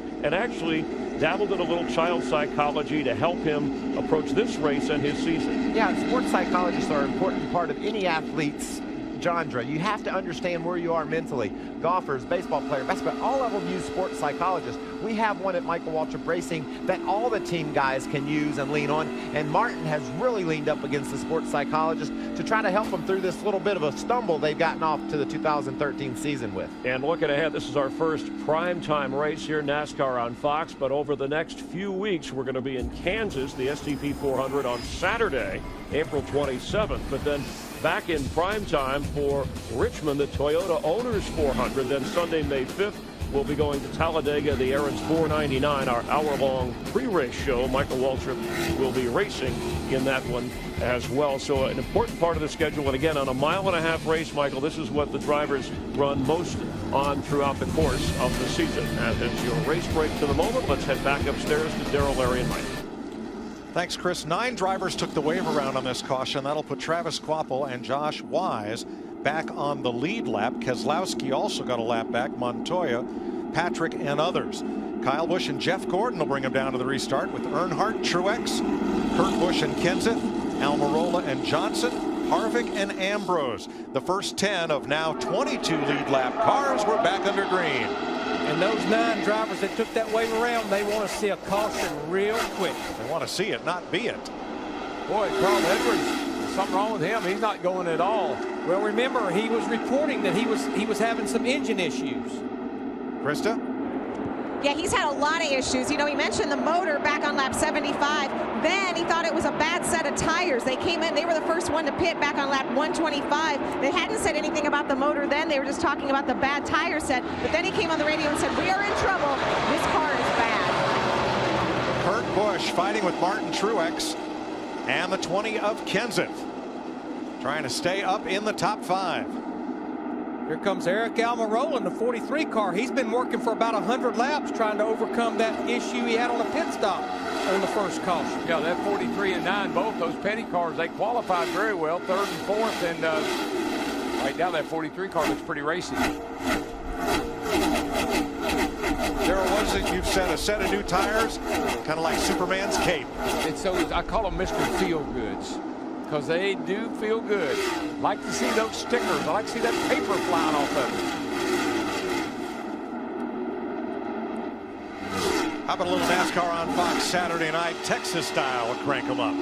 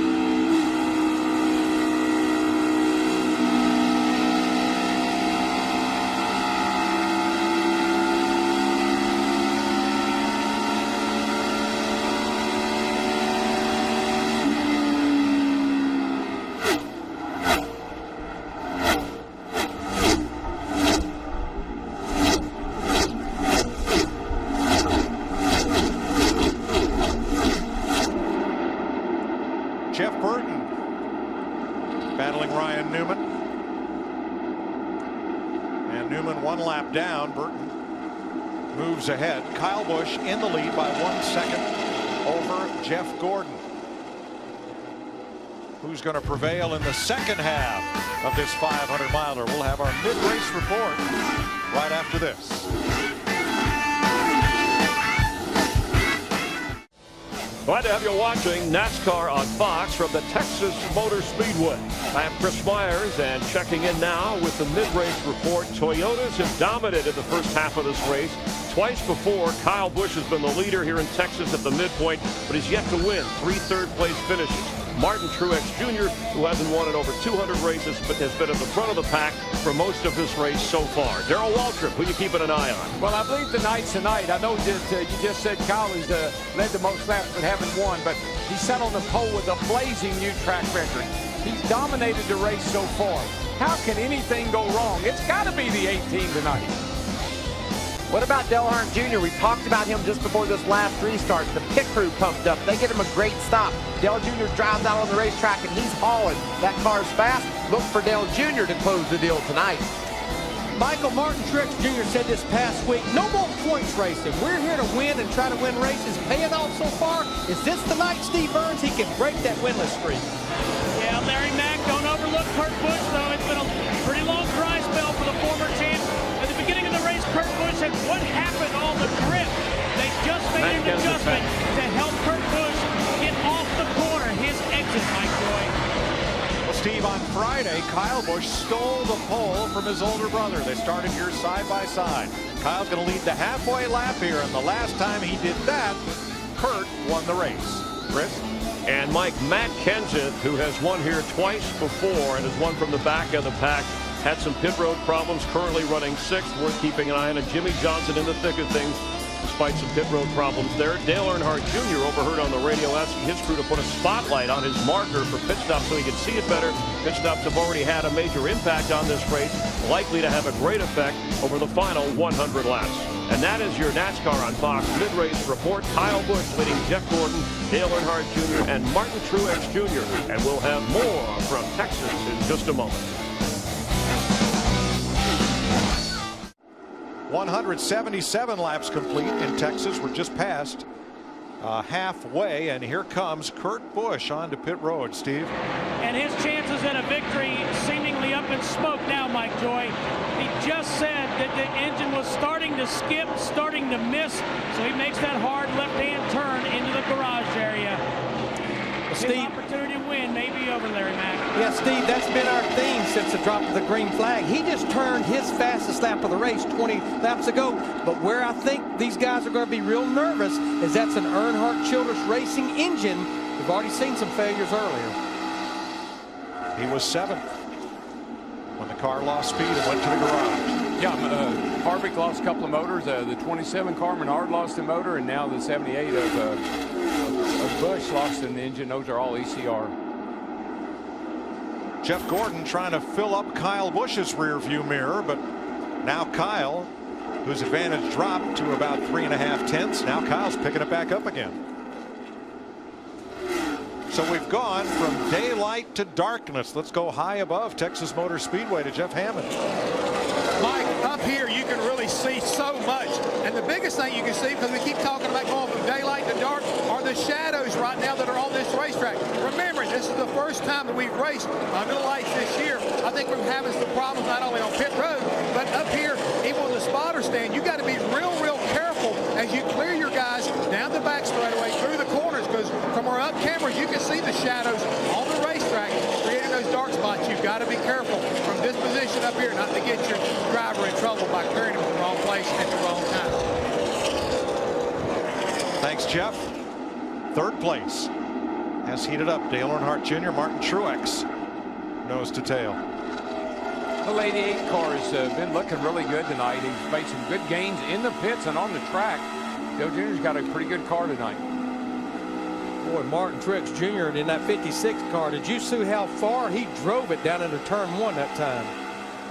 Well, it was hard to see with the glare at turn 3. Let's listen on Dale Earnhardt Jr. about how vision conditions are now.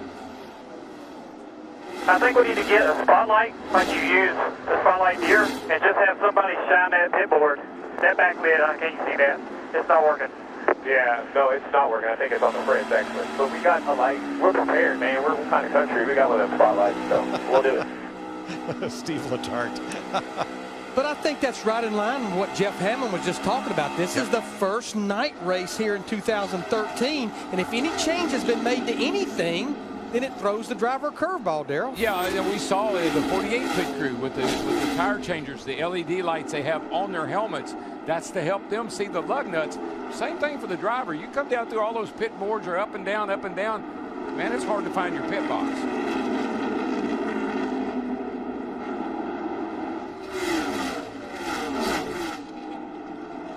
Jeff Gordon is closed back in on Kyle Busch. This is as close as he's been.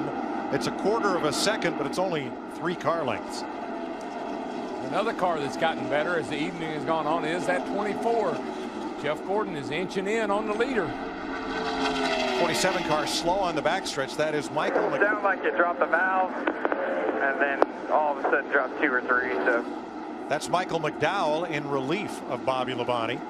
Mike, I think this may be a theme of the evening, engine problems. Well, the other theme is Big Daddy wants the lead of this race. Jeff Gordon in that 24 car. He has been nipping away at Kyle Busch in that 18. Got that thing working around the bottom pretty good and making nice time in the corners, catching up with Kyle. Kyle's a little up the track. That gives the bottom to Jeff, and he's taking advantage of it.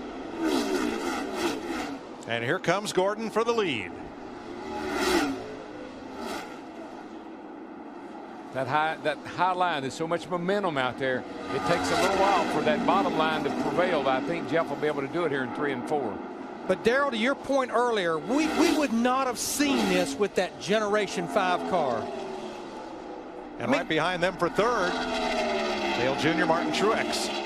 But Kyle Busch, he's not going to just roll over and let Jeff Gordon have this lead. That's the Kyle Busch that I'm accustomed to seeing. Sometimes it's better to kind of take it, let Jeff have the position now rather than race real hard. I'm not saying that he should just pull over and let Jeff go, but there's times in the race when you're better off to save your stuff. I'm going to see you here, 4,000 if you can see it. Real slow down, slow down, slow down, slow down. Right. Pit road. Come and see you, Stevie. I think the battery's dead or something. Wow. I think he came on pit road without any electronics. He looked a little fast. Matt? All right, let's try that first. Change the battery. And Mike, that call from Dale Earnhardt Jr. very sudden. Fuel pressure was down. Fuel pressure was good. Water pressure was down. And you're hearing the conversation back and forth as Dale Earnhardt Jr. trying to give Steve Letarte information, try and diagnose the issues on the 88. Boy, what a great run he had going, Mike. It looked like this could be the night that he scored his first win of the season. The battery went dead. All right, put the tire back on it, Joe. We'll run the second battery, just find it back up. He was in third place, and right in front of him comes Danica Patrick. In for a stop, unscheduled. Larry, you can't switch from one battery to the other? I know most drivers, they have their car where you can throw a switch. Now, the reason they never raise the hood, the batteries for these race cars, it's in a box in front of that left rear tire. That's the reason they had the left rear tire off working there. But it's almost like they had to swap it over manually, which I don't understand. No, I don't either. I thought they had a switch they could flip from one battery to the other. Earnhardt was third when he pitted. 196 laps complete. Jeff Gordon, your leader, and a lot of pit stops under green. Matt. And Marcos Ambrose had a great qualifying run. Not able to pay it off at this point. The car was extremely loose the previous run. Then it went tight, so they made a wedge adjustment, and that's where it is at this point as well. Meanwhile, the 16 of Greg Biffle. Earlier, he said the car was just absolutely sideways loose. Then the car swung back around to the tight side. Wedge adjustment for the 16. Meanwhile, the 2 of Brad Keselowski. What a night he has had. 2 laps down, took the wave around, got the lap back, and he says the car is much better on this run. Steve. On that last stop, Clint Boyer said, "What'd you guys do to the car? You killed it. Please help me keep up to the racetrack." That's the 15, Clint Boyer. The 11, Brian Vickers. They've been trying to keep up as well. Their car's been loose. Krista? Martin Truex also in, talking about his car, just trying to adjust for the night conditions. He has been getting a little loose, and now much better right now. Also, Casey Kane been relatively quiet. They have made the same adjustments throughout the entire night. Air pressure and wedge. That has been their game plan. That is what they're sticking with. Jimmy Johnson, Matt Kenseth in, and Kyle Busch coming down pit road. Krista. Yeah, Jimmy Johnson also, the car really starting to come around to him as we kind of expected, because as it got to the nighttime, we figured that's what would happen. They made a track bar adjustment on the last stop. No adjustment here, Steve. Matt Kenseth is in. He said the car took off all right on that last stop, but he needs some changes. Matt. And Kyle Busch is in. We're going on the left side. Kyle says the car is over-rotating, especially near the edge of the corner. Track bar adjustment. Krista? And Jeff Gordon so good at this point right now in this race. He said he's just a little bit tight in the center. You see that wrench going in the back there to make that adjustment to loosen him up just a little bit for this next run. Now, when pit stops began, Gordon had a half-second lead over Kyle Busch, who was already in and out of pit road. Dale Earnhardt Jr. came in, changed tires on the car, had to come back in and serve a penalty for too fast entering the pit road on his first stop. That's when he lost the battery, which meant he had no tachometer to judge his speed. Yeah, now he's 4 laps down, so a good night's gone really bad. Kurt Busch is back on track. Steve reported they had an issue with the fuel rail to the fuel injection that sent them to the garage. They managed to correct that. Remember, that fuel's under high pressure with the fuel injection system, and Kurt is back on track. Now, Martin Truex Jr. in a 56, he now has the lead, but what that came from was pitting a couple of laps before Jeff Gordon and 1 lap before Kyle Busch. He got the advantage of those fresh tires, even just for that lap or two. I might add also Brad Keselowski, who took the wave around and was 1 lap down. He had more issues on that pit stop. He slid through his pit box. He had to push him back. But, you know, Larry, the 18 car came out of the pits after that exchange ahead of the 24, so they had a whale of a pit stop to get the lead off, or to get ahead of the 24, because the 24 was ahead of him when they started this cycle. Let's get a little more on the issue that sent Kurt Busch for a while to the garage. Steve? And Mike, you're basically all over it. There was a fuel rail leading to the carburetor. When they got the fuel rail replaced and they cranked it up, the engine sounded great. Initially, Kurt said it was skipping and missing, but that wasn't the case. It was just because the fuel rail had malfunctioned. That's something that pertains to the fuel injection. Now, it's the rail that runs along that feeds the fuel into the engine. But that has to be a huge relief for the Earnhardt Childress Racing engine guys. Yeah, as we ran down the list of engine failures, that was one more they didn't need. Yes. Martin Truex in command, 203 laps into the NRA 500 in Texas. Kyle Busch 1 second back. Jeff Gordon, Jimmy Johnson, Matt Kenseth are the Fast Five after pit stops. 3 Toyotas and 2 Chevrolets. The first Ford in the race, Eric Almirola in 6th. Ahead of his teammate Marcus Ambrose and Greg Biffle. In just 3 weeks, we head to NASCAR's biggest track. Aaron's Dream Weekend at Talladega. A can't miss weekend. You can be part of Dega Nation. Tickets start at just $55. Free on-site camping. There's the phone number and the website. Tell you, as this race has ebbed and flowed, though, it's been interesting to see how some guys struggled in the early part of the race, but when the sun went down and the track cooled off, cars have really changed.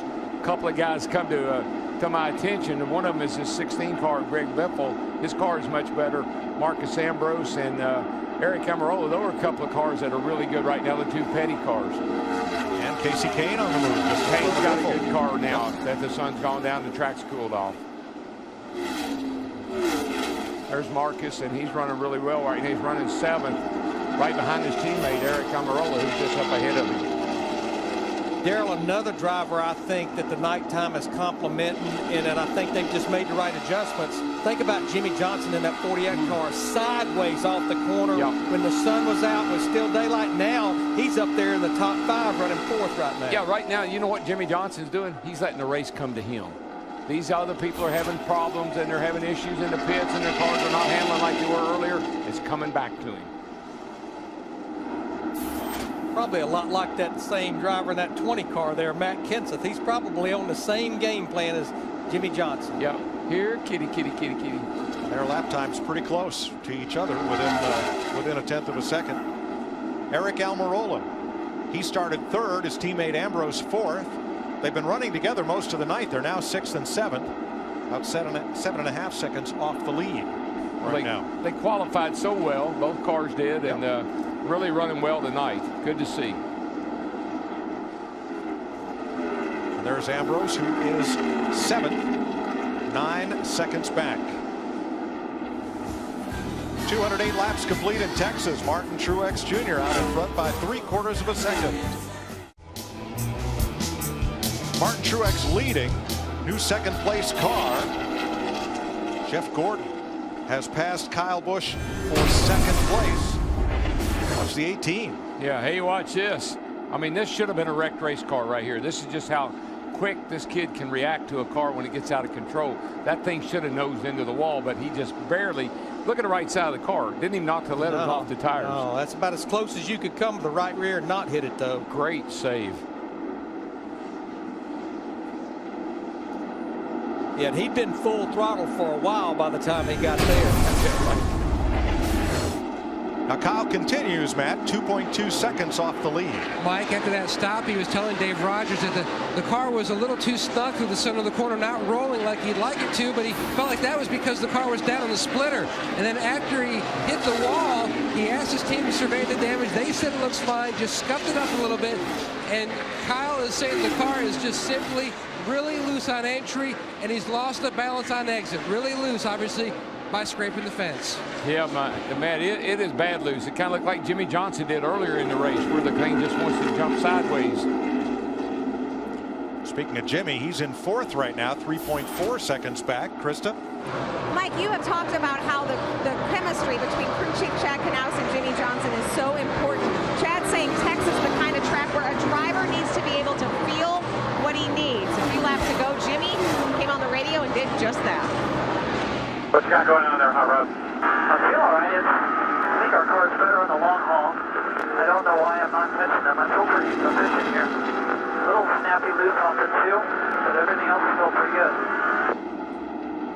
What's snappy loose? Well, that's kind of what we saw with him off turn 2. That's what we just saw with Kyle Busch. That's when you're going through the corner in the gas, and whoops, what was that? It snaps on you. Just it's unpredictable. Scare you. Really scare you. You know, guys, these teams depend so much on side force. Jimmy Johnson real loose early in the race. His car's intact. But when Kyle Busch slipped off turn 4, he got that right rear corner of the car into the outside wall. I know it was minimal damage, but that damage could be enough that won't allow Kyle Busch to get that car back the way he needs it.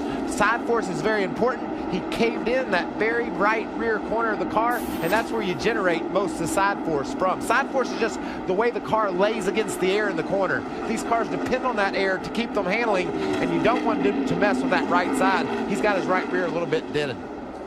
Yeah, Michael, I've been watching the lap times, and his lap times were off for a few laps there, but it looks like to me, just as far as where he's running right now, he's definitely running just as quick as the guys up there leading the race like Martin Truex Jr. and Jeff Gordon. Yeah, that snappy thing, that's something you got to be sure it's not going to do it again.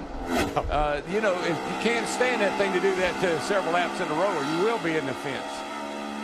Here's Dale Earnhardt Jr., who was running third, and the electrics in the car went dead. He came down pit road, and without his tack to guide him as to speed, was too fast entering. They switched over to the alternate battery, came around, came back in to change tires, and had to come around again to serve the speeding penalty. And Junior is well back, 33rd, 4 laps down.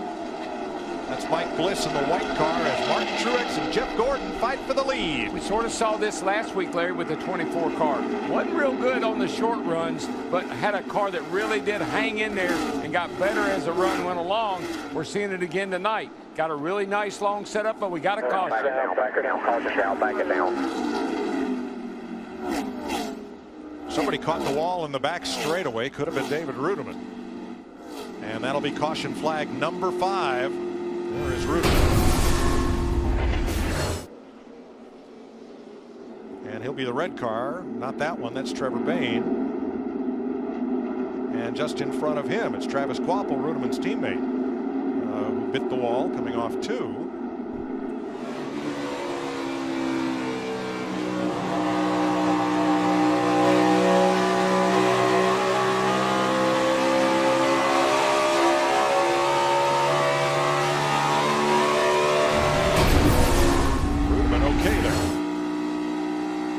Newman will get the free pass. But Darrell, you're right about Jeff Gordon. That's exactly the way he was a while ago when he ran down Kyle Busch in that 18 car. Got a car that really gets better as the run goes along. Nice setup. As the pace car collects the field, let's hand out a few attaboys. George Brunholzer III won the Whelen Southern Modified Tour race tonight. South Boston, Mike Stefanik on the pole for the Icebreaker with the Modifieds at Thompson, Connecticut tomorrow. Camping World Truck Series there at Rockingham, North Carolina tomorrow. And Ben Kennedy, great-grandson of NASCAR founder Bill France Sr., started from the pole and held off Gray Gaulding to win his first NASCAR touring race, the K&N East Series event at Five Flags Speedway in Pensacola tonight. Congratulations. I guarantee his mom's happy. Krista? Jeff Gordon in saying his race car just a little bit tight, especially in the center and in traffic. He asked for a small adjustment. They also need to clean the grill. He picked up some paper. Meanwhile, Martin Truex struggling a bit. He said, I need something. They're going with wedge, Steve. Krista, Matt Kenseth getting a chassis adjustment. He said, I feel like I'm hurting the right front. So a chassis adjustment for the 20, Matt. And Kyle Busch's team making chassis adjustments across the back, both wedge and track bar, trying to get the balance back to how it was a few runs ago. Absolutely free on that last run. He entered pit road in 3rd, and that's where he'll leave. Wow, what a drag race to the line. Oh, my gosh. I didn't see how they were all going to make it. They kept pulling out in front of each other, but they squeezed through. Yeah, we were definitely running out of pit road there. Martin Truex wins the race off pit road. 20 cars, 19 cars on the lead lap. And an odd thing happened to Juan Pablo Montoya trying to come onto pit road to make his stop. Right in front of him was Dave Blaney. Here's Blaney's pit. Everything in there is red and white. Montoya tried to follow Blaney into his pit instead of going down to his own. There's a look at it. Trying to get in there. Gets squeezed off a little there by Blaney. Has to pull out and come in.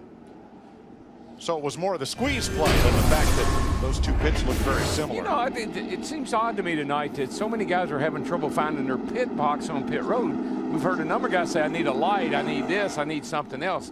Maybe they still have the tint on some of the windshields, or maybe they're still got tinted shields on the helmets. I'm not sure, but something's odd. Now, Greg Biffle was too fast entering his pit, so I had to come back around. Krista? Something else that's odd, Martin Truex the leader, but they lost their windshield guy. Sean Boxman back in the care center with a split lip. The jack handle came back, hit him in the face. He's tough. He walked by me, lip bleeding, but he'll be back out here. Ooh. All right. Gosh. Tough. Gosh. You got to be.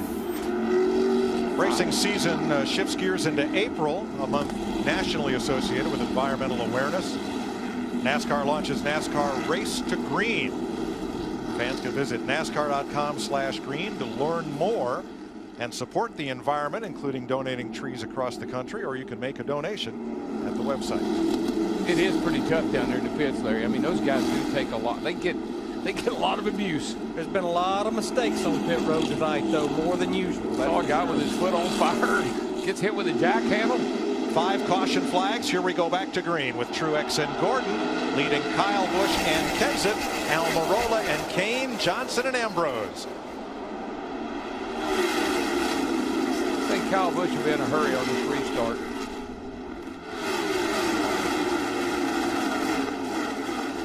I think Mark Martin backed a bunch of them up. He had to pedal it off turn number 2.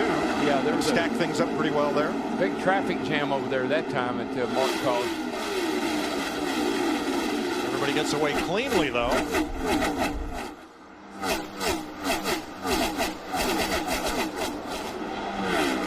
But Martin Truex wasted no time in reestablishing this lead. Boy, he really didn't. I thought Kyle would pounce on him because Kyle's one of the best on the restart there is.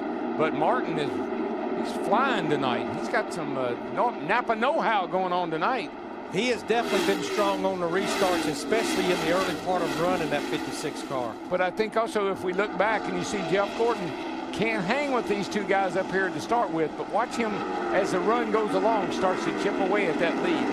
And how many races do we say that the 24 is a long run car? That if things come to him, the longer the green flag run goes. I think it's just a comfort thing. Some drivers really get into where they want a car to feel a certain way. It's got to be comfortable. Don't want it to be snappy loose. I can't deal with that.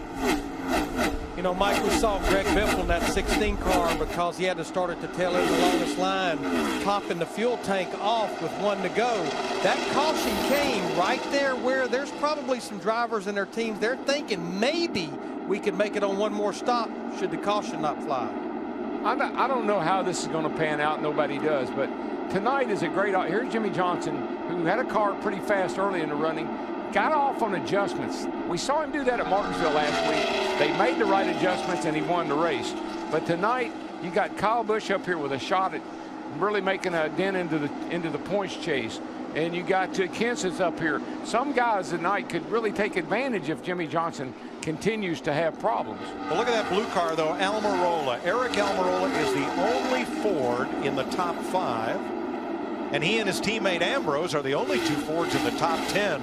It has been a great weekend in Texas for Richard Petty Motorsports. And I shouldn't say problems. They really haven't had any problems. I'm just saying that if they can capitalize on Jimmy not winning the race tonight, it might be a good opportunity.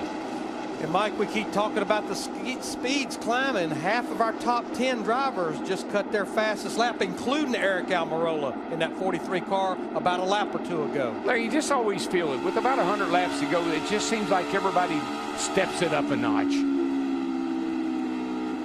Brad Keselowski on the outside of Mark Martin. Remember, Keselowski is 1 lap down. Carl Edwards is a lead lap car. Back there right behind Mark.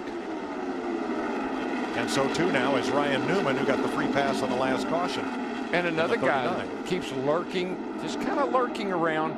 Got everybody in sight is that 20 car of Matt Kenseth. It's one of those kind of races, like I said earlier, 500-mile race. He kind of waits for the last moment to make a charge. Mike Bliss has gone to the garage where he will join Michael McDowell's car. McDowell is still on the racetrack in relief of Bobby Labonte. Yeah, with less than 100 laps to go, we still have 41 drivers out on the racetrack. And a lot of these guys, like, there's no question about it. We know Martin Truex and Kyle Busch, they got fast race cars. We've seen it all night long.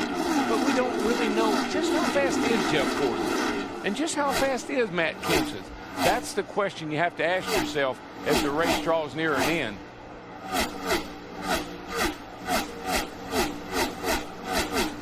I continue to, I said it in the pre-race show, and I'm still amazed at the pace of this car.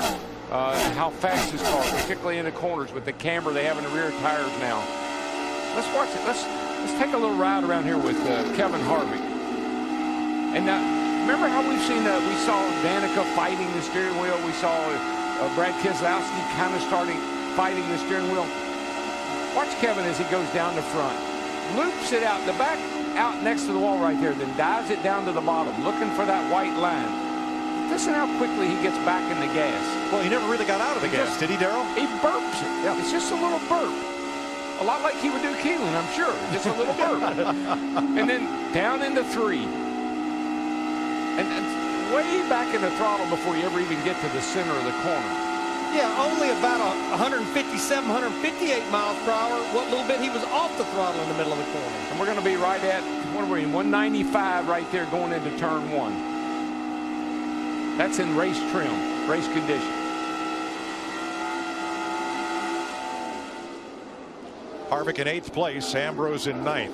We've talked about the drop-off of the tires from new on the restart and what happens to the lap times as you begin to get into a run. Let's analyze Martin Truex on this restart with the number 56, and the lap times go from 28.5, his first full lap under green, and then they drop off half a second, 7 tenths, 8 tenths, 1.3 seconds slower 9 laps after the restart. And I think we just need to briefly explain what that Why the drop-off?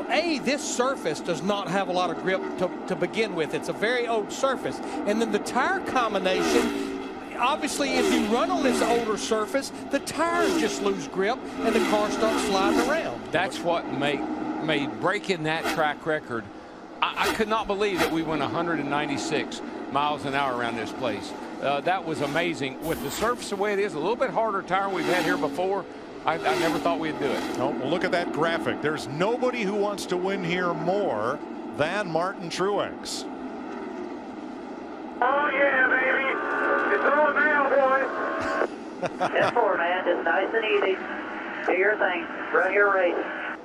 But you know what? That's the most energetic and the most enthusiastic I think I've heard Martin Truex in quite a while. And we heard Michael say that he had been working with a sports psychologist. If you think you can, you will. If you think you won't, you won't. 43 drivers you won't. start the race. Only one goes home happy every single week. Now, a winless streak of more than 200 races by a past winner has been broken. Bill Elliott did it in 2001. He went 226 races without a victory and then broke through and went to victory lane. Well, and the thing about Martin Truex Jr., guys, they've had fast race cars all year long. They were fast in the Daytona 500, had the engine issues. They had a quick race car at Phoenix and had the rear end yoke. So they've just been plagued by a lot of problems. And I'm sure now with 90 laps to go, that has to be the thought of Martin Truex Jr. and that race team. Can we close the deal? Yeah, but you know the good news, that you're right about fast race cars, but he's running out front. When you got a car that can lead this race with the competition the way it is now, with Kyle Busch nipping at your heels, Jeff Gordon nipping at your heels, and you're able to outrun those guys, that's a big, big evening for you.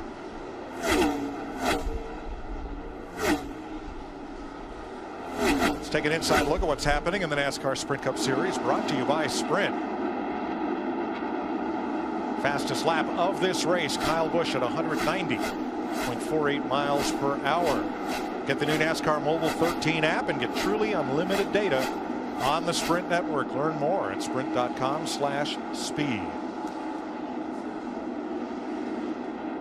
Jimmy Johnson passed Eric Almirola, who now goes right back to work trying to retake that top 5 position. Well, in no way when I said earlier that I count Jimmy Johnson out of this race, because I know how Chad is. He's probably got a little something saved up for that last pit stop. All I was saying was if you got a night like tonight and you can beat him, you better take advantage of it. How about Almirola, Krista? Well, something that's been really interesting with Almirola, he's one of the guys who was really tight all night. They said they've been scared to adjust too much because so many other guys are loose. Eric saying earlier in the race he just wasn't sure how this car could be so fast when it's been so tight. Casey Kane closing in. Kane at 7th place. A tight car is comfortable to drive. You don't have to worry about it snapping loose. 81 laps to go in Texas. Play Fox Fantasy Auto Racing presented by Ford. Pick your team of 5 drivers each week. Compete for weekly prizes all season long. Sign up today at foxsports.com/fantasy and pick your winning team. Mike, we've had 5 caution periods for 23 laps, and we're averaging just shy of 150 miles an hour around this racetrack tonight. Just an incredible pace. And next week we go to Kansas with the brand new pavement and these new 6th generation Camrys, SS's, and Fusions. Wow. Yeah, you'll be saying wow a lot. Yeah, I know the Rowley Fenway drivers tested there a couple of weeks ago. Corner entry speed 212 miles per hour. Yikes. Kyle Busch has led the most laps tonight, but he's sitting second, 2.3 seconds back, Matt. Mike, moments ago, Kyle told Dave Rogers, we just don't seem to be making any headway. Every time we adjust the car, we move the problem to one other portion of the corner. Still loose on entry and exit is his biggest complaint. He said the car started out absolutely amazing at the beginning of that run. And then Dave Rogers told him, by the way, if the race does go green to the finish, we will need to go an entire fuel run on this stint and the next. Thanks, Matt. He's trying to reel in Martin Truex, but it's fractional gains each lap at best. And we've talked about racing from daylight into darkness. Jeff Gordon's talking about another condition. A little bit of wind picking up. Wind same direction. No, it's flowing from the back stretch to the front stretch. That's spotter Eddie DeHaan. It's on top of the grandstands who will be able to feel that wind for sure. It's good information. I tell you why. You don't want the driver to be surprised that all of a sudden the car does something I didn't expect, or there's something going on that I wasn't aware of. That way the driver knows the wind maybe. And Jeff, tell us about your strategy for the evening. Well, guys, I've been watching these laps pretty much wind down over my shoulder, and I'm watching what Martin Truex is doing. To me, if I'm his crew chief, Martin, we got one step to go. Get me as big a lead as possible. If this thing goes green, I don't want you challenging getting on pit road and getting caught speeding. It also will take some of your pressure off the pit crew. You know that Kyle Busch is going to challenge him to pit road. He's got the #1 pit stop, so you've got to figure out a way to take everything you can away from him, because he's going to really put pressure on you on this final stop. If this stop goes green, and on top of that, I'd like to make him stop one lap before me. Jeff, do we dare ask where you're at right now? Where are you? Where are you at? Well, I'm right here on top of the Hollywood Hotel, and that way I can see the start-finish line and everything else. You can see the turn one. You can also see the scoring pylon. All of this here, all the way around the entire racetrack. I've been watching these cars work the racetrack and trying to figure out not only where they're going to race at, but also watching these pit crews as they start to get ready for this final crucial stop here in Texas. Wind can't be too bad. It hadn't blown his hat off yet. So it's stuck on with a little bit of glue. You know, little bare bond will help anything. Guys, to Jeff's point, all these drivers were on pit road, and there you see these flags talking about the wind is marked, but lap 224 they pitted. If they can go 55 laps a run, Krista, then they can make it on one stop. And that's the plan for Chad Johnston, the crew chief of that car you see right there, Martin Truex. They said if this stays green, this will be our longest green flag run. We need to make it all the way to our fuel window, and then if we can stretch it, I think we can just make it on that one stop. Pit stops coming. What should be the final stop of the night. And Martin Truex hangs on to a 2.7-second lead.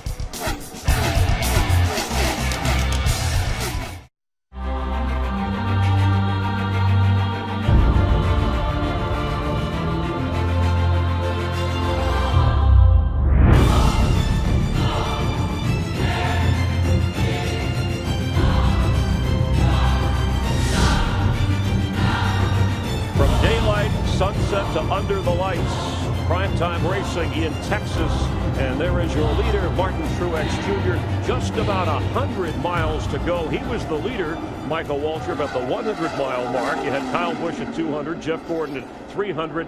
Pit stops playing an important role. We've already had a dozen miscues at least from experienced drivers, and we're coming up on maybe the last one where guys will have to ride it out. Yeah, it's a critical pit stop, Chris. We talked about that first round. A lot of guys messed up. You can't have that late in the race. Some guys have overcome it, but some others haven't been able to. So it's getting down to crunch time. You better give me all you got on pit road. Kyle Busch and Jeff Gordon on the heels, followed by Matt Kenseth, Jimmy Johnson, and Casey Kane moving up to 6th. He's gaining, but here's Jimmy Johnson in the top 5, 8 seconds back. A winner last week, and we listened in on Jimmy Johnson. I just start moving around a little bit, bud. We're falling back pretty quick here. I've been moving around. Of course. Doesn't sound like a team whose game plan has come to fruition. Yeah, he's just not quite as good, and he's a couple of tenths off of the lead cars. But definitely that lap right there was a little quicker, about a tenth and a half quicker than the lap before that one. Martin Truex splitting Dave Blaney and Danica Patrick here. You know, there's nobody in the garage area who doesn't like Martin Truex. Young fella came out of New Jersey, where his father and his uncle were great short track races. Martin Sr., a winner at New Hampshire in the NASCAR North Series, the Busch North Series, back a while ago. Martin's younger brother, Ryan, was set to make his Sprint Cup debut at Richmond, but broke his collarbone, so that's going to have to wait a while. But there's a lot of racing talent, several generations worth, in that Truex family. You saw him with his hand out the window, Mike. He was giving the guys that he had, Danica and a couple others that he had just gotten by, he gives them a thank you. No, I think that may not be it. Is that a thank you? I think it is, or is that, what are you guys doing? Well, I think that more might be like, hey, what are you thinking, or what are you doing? I'm the leader. Cut me some slack. First time I saw it, I thought he was giving them a thank you very much, but after we looked at it again, I think that was more like, what are you guys thinking? I'm the leader. Give me a break. We're in a long green flag run here, and there's been a green flag stretch of at least 100 laps in the last 7 Texas races, including a record 234 consecutive green flag laps here to finish the race last April. So here he's lapping Juan Pablo Montoya, whose pit has been handing Steve Burns some interesting intel. Steve? Yeah, some chassis information, Mike. They said they were tight in the middle, loose in. They made a track bar adjustment. They made an air pressure adjustment. And oh, by the way, at the bottom of the note, there's no truth to the rumor that Chip Ganassi is selling the race team. Thanks, Steve. You know, guys, special delivery. We're at lap 272. If indeed a driver is going to try to make this on one more stop, we'll see that green flag stop. And about 6 to 8 laps from now, I keep going back to what Jeff Hammond talked about. We've seen so many mistakes on pit road. Speeding entering, speeding exiting, sliding across the pit line, loose lug nuts. You can't have that on this stop here. A fire. A fire. Well, a fire. How many times have you said, Larry, don't beat yourself? Don't beat yourself. Yeah, it's a golden rule, boys. Solid stop here is all we need, boys. Golden rule. Don't give me 110%. Just 100. Just 100. That other 10% will get you in trouble every time. Landon Castle just made a pit stop, but it'll be a little too soon to carry him to the finish as he runs 8 laps down. And Kyle Busch, you see the interval between he and Martin Truex, and it is growing. Truex is doing just as he's been asked. Open up as big a lead as possible before he has to come and make that pit stop.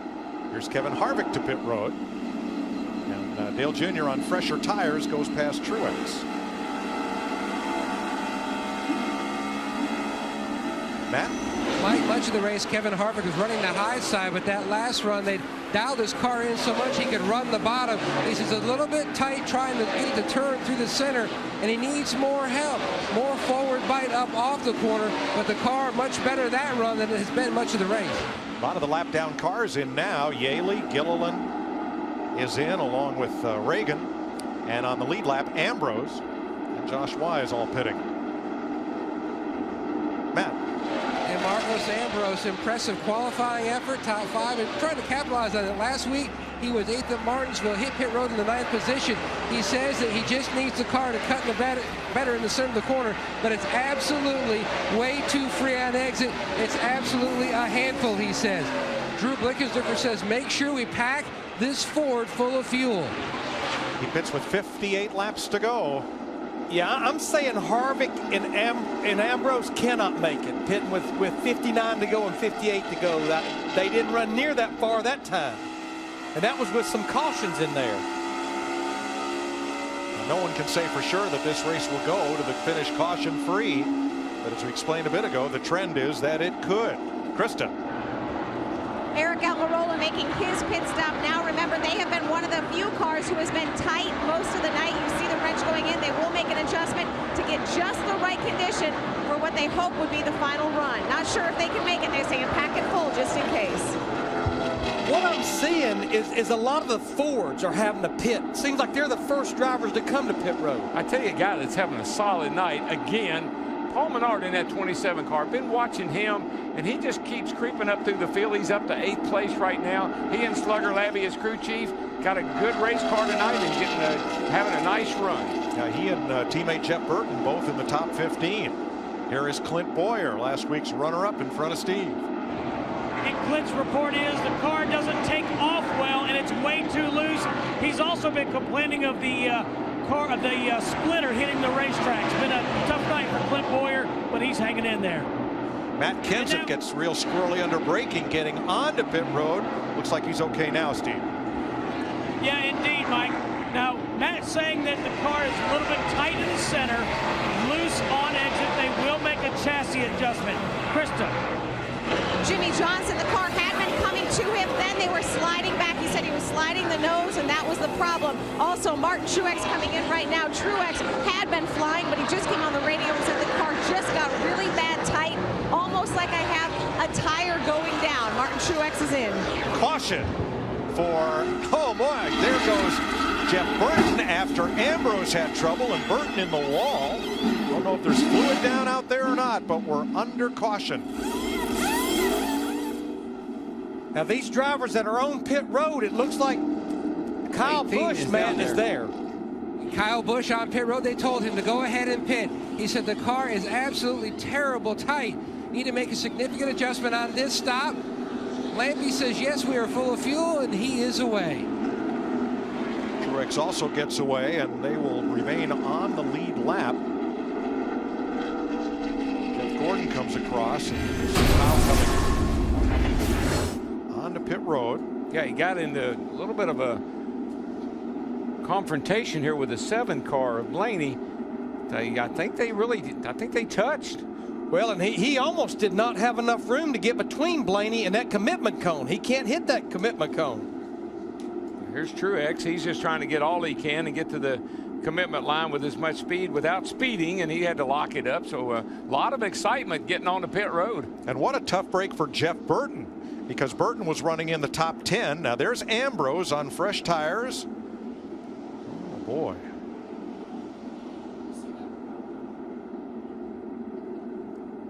Looked like there was contact between he and Gilliland there. Wow, the 31 was way back there. You know what? It looks like he got on the brakes and it just locked the rear tires up, or else spun out. I don't know why. Mark Martin might have gotten into him, depending on when that caution came out. Goes to 9 around off the third. It looked like the David 38. Gilliland, the 38. They made a little contact, look like. But then back here, pretty far back.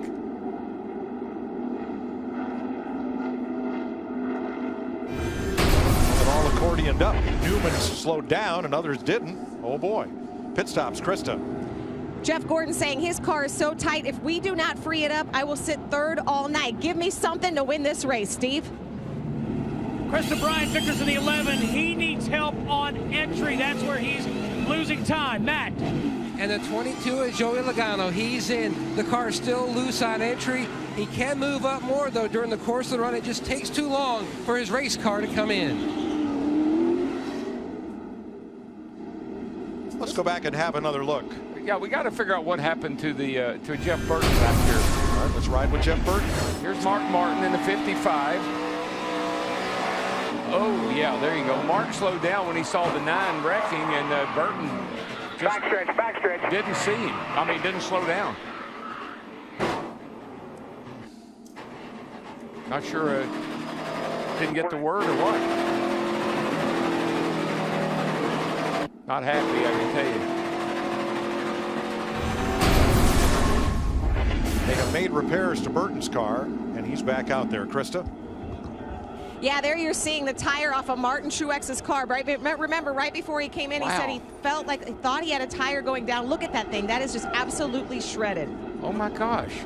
But I've got to say, for Martin Truex Jr. and Kyle Busch, this could have been part of the flat spotting right here, I think, that maybe happened. Yeah, But I think we had the perfect world for Martin Truex Jr. in the 56 and Kyle Busch in the 18 because of when they pitted, where they're at on pit road, and when the caution came out, they were able to complete their 4-tire stops, and they're going to be up there running first and second right now. Yeah, Larry, it had to be some of that had to be coming on pit road. That tire could not have been that bad, and him kept going. Well, it was the right front, and you saw as they removed it, it was pretty messed up, but there wasn't much tread left to it by the time he got to pit road. Jeff Burton audio.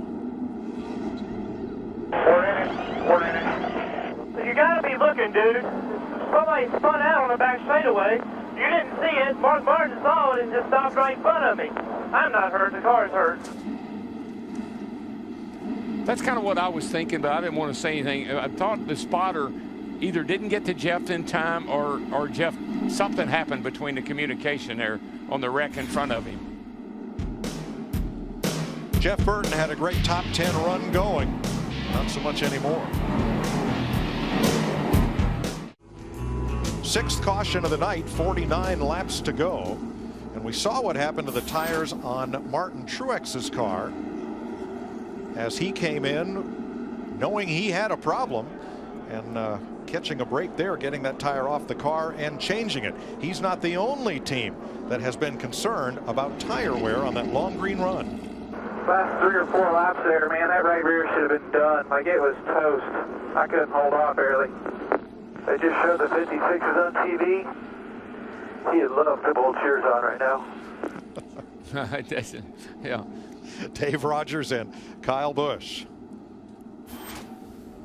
Let's check in with Chris Myers. And Mike, with 49 laps to go, Toyotas have dominated this race, but so have pit stops or pit problems. We saw Matt Kenseth in his Toyota create some fire under the lights here at Texas Motor Speedway. Tony Stewart, who's a couple of laps down. And Dale Earnhardt Jr. with battery problems, running third at one point. Came in third in points in this race. Jeff Gordon taking the lead after Kyle Busch goes up against the wall. So Jeff Gordon now entering into the picture here, currently running third with Truex Jr. leading Kyle Busch. And moments ago, Jeff Burton. Ambrose gets spun. You can see how far back Mark Martin is. He can see the wreck clearly. Burton's spotter didn't give him the word that there was a spin. He got into the back of Mark Martin and ran into the wall. And a closer look at what you just described, Michael, take us through it. Jeff Burton okay, by the way. Well, Jeff didn't know what's going on at all. He just can't see through Mark's car. Mark left off, no idea that he's going down the middle of the straightaway. Burton's just along for the ride after that. He's lucky it wasn't worse than it was spinning around on the back straightaway like that. And with 48 laps to go, you have Martin Truex Jr., who hasn't won a race in 209 previous runs here. Kyle Busch, who's never won here in Texas, seems like he's won everywhere else. What's going through the mind of those two drivers as Jeff Burton hasn't settled his mind going through that mishap? Well, Truex has been so close in the last couple of years. You got to remember, Chris, 6 years since he's won a race. That's a long dry spell for a champion like Truex. But he's got his arms around this race. I don't think they'll go to pit road anymore, providing the caution doesn't fall. So it's a sprint to the finish against one of the fastest guys in NASCAR with Kyle Busch. Jeff Gordon has been looming as well. If they can get that final adjustment that Jeff asked for, it could be a 3-man fight to the finish. In the meantime, 5 times Truex Jr. has finished second since his last win. Of course, he had a chance to win last year at Kansas, but that race, even though he dominated, fell short. We'll be in Kansas next Sunday here, NASCAR on Fox. When I think of Kansas, I think of the heartland, barbecue in my hometown. But there's a lot more than that coming your way next week. Fast drivers and even faster cars. You don't want to miss this, trust me. It's next week at Kansas Speedway, only on Fox. Look forward to that new asphalt already, though, with multiple grooves in Kansas, Michael. So how will that make a difference in that 1.5-mile track next Sunday? The crew chiefs are going to be challenged. You know, you're going to come to pit road only every now and then at Kansas because the tires will continue to stick. The drivers are going to be challenged because of the intense speed. These guys will be going over 205 miles an hour down into the corner for this 400-miler. The multiple grooves that they have in the corners, the variable banking, means that there's going to be options for these drivers when they get down to the corner. Kansas, the action is going to pick up for sure. But first, work to be done here. Is it a 2-driver race, Truex and Busch, or is Jeff Gordon in the picture? Let's rejoin Darrell, Larry, and Mike. Thanks, Chris. 47 to go in the NRA 500. Let's set the field for you as we get ready for the restart. Kyle Busch behind Martin Truex. Kyle's led the most laps tonight. Jeff Gordon there in third. He's the first Chevrolet in line behind the 2 Toyotas. How about Joey Logano up there for fourth after starting way in the back? Brian Vickers in the top 5, substituting for Denny Hamlin. And Carl Edwards, despite the troubles he's had tonight, he's back on pace in 6th place. Ryan Newman in 7th. Got back on the lead lap a couple of cautions ago and has moved forward. Mark Martin, you see the damage from Jeff Burton on the left rear corner of his car. He's 8th. Greg Biffle will be 9th for this restart. Alongside will be Casey Kane in 10th. He's the 3rd Chevy in line. Matt Kenseth, there's Kane. And then Kenseth back in 11th with his Toyota. And the Ford of Eric Almirola. And drivers that took the wave around also included Jimmy Johnson, Kevin Harvick, Paul Menard and Clint Boyer. Yeah, that caution flag shook things up just a tad there. And to set the field and get it right, we're going to add one lap. Tony Stewart got the free pass on that caution, and the 2 cars involved in the caution, Jeff Burton lost a lap making repairs, and Marcus Ambrose lost 2 laps under repair.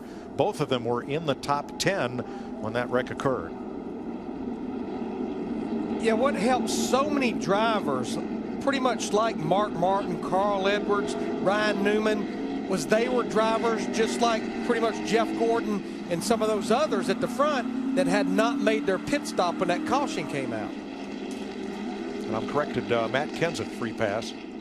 Tony Stewart, that was Kenseth who got the pass. Stewart's further down in the order. He's the first car 2 laps down, not 1 lap down. We're listening on Jeff Gordon.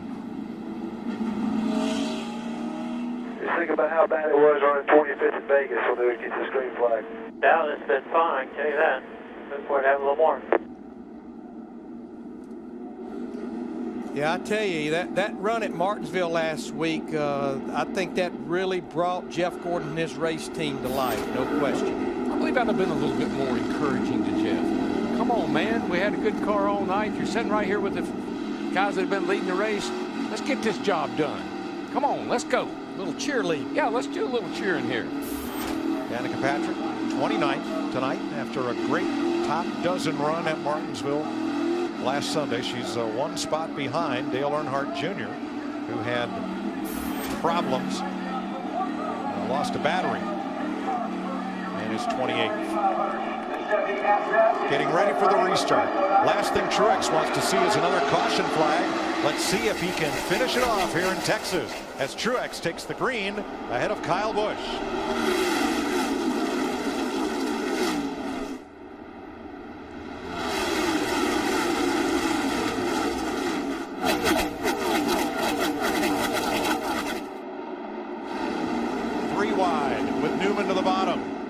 Inside of Vickers and Edwards. What a recovery for Carl Edwards in that 99 car. Remember, about 150 laps ago, they were having some issues with the engine, and there they are fighting up in the top 5. You know why? I give a lot of credit to his crew chief, Jimmy Finning. He's the kind of guy that's the kind of race he calls. That puts you in a position when it counts. Krista's in their pit.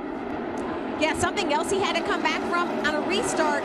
His belts came loose, and can you imagine driving nearly 200 miles an hour trying to buckle your belts at the same time? He said, whoa, that was close. So not only did they overcome the missing motor and the bad set of tires and loose seat belts too. You can forget all that if you get a good finish out of it. Now, how about Brian Vickers? He dropped back a bit on this restart, now trying to battle back with Newman. Watch the 11 here. Whoa.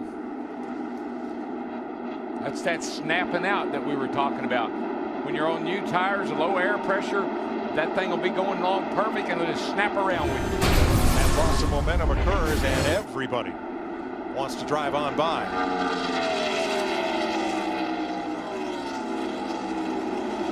For 6th place, Vickers trying to charge back against Newman. And whoa, right there is that number 16 of Greg Biffle.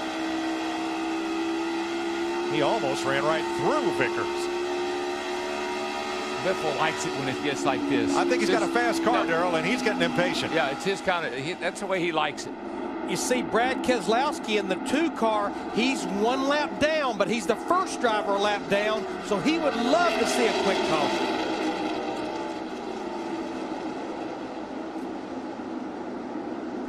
Kyle Busch reeling in the race leader, Truex. 3 car lengths between them.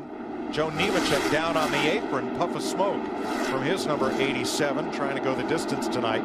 Those first 3 cars are absolutely equal, matched up on lap times, lap for lap.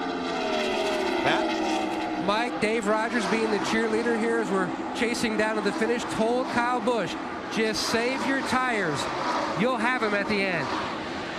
Well, I think that's based on what they thought with Truex's right front being shredded up like it was. I know that Kyle said his were not too good either, but they were definitely better than Truex's.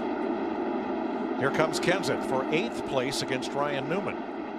And you know what? If you know you got to take care of those tires, you won't lean on them quite so hard. You won't turn that wheel quite so much. You won't jump back in that throttle quite so hard.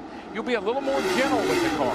But Larry, in that long green run, Truex wore out the right front tire. Kyle Busch said he wore out the right rear tire. Well, we know for a fact that Kyle Busch had been loose. The rear was wanting to come around on him. That won't work the right rear tire. I think we heard our slight report, Truex was a little tight. The front end wasn't turning. That loads that right front tire, puts more wear on it. But the guy running third, I never heard him say too much about having any kind of problem. Not at all. And that would be Jeff Gordon. You know, we talked about the drivers running first, second, and third. I don't think we can say enough about the driver in fourth right now, Joey Logano. Remember, had to start this race at the tail end of the field because of inspection issues. And I go back to lap 149 on that fourth caution. He was a lap down and got the free pass. And there he's right there running in the fourth position. One of the drivers, though, that got the benefit, he had not made his green flag stop when that caution came out. That was a big break for Logano.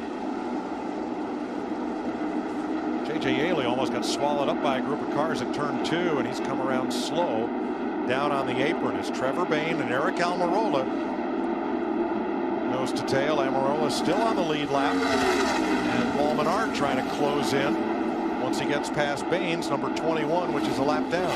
You know, I think Todd Gordon, Joey Logano's crew chief, I think Joey and Todd, it took them a few races here, Larry, but I think they're starting to really gel. They're starting to communicate. And that little 22 car is getting better every week. We saw that at California. Yes, sir. Carl Edwards in 5th. We've seen some just incredible performances the last few weeks by drivers who've had terrible days. Last week it was Mark Martin. Everything went wrong on the pits and in the racetrack. End of the race, Mark Martin's in the top 10. Carl Edwards has had that kind of night, and here he is in the top 5 in the closing stages. Yeah, again, I just think about how Jimmy Finning, the veteran that he is, been around this sport, I don't know, longer than I have just about, and calls such a great race. And he's a calming influence on an energetic Carl Edwards. He did a lot for Matt Kenseth, who now drives for Joe Gibbs in that number 20, battling teammate for tonight, Brian Vickers.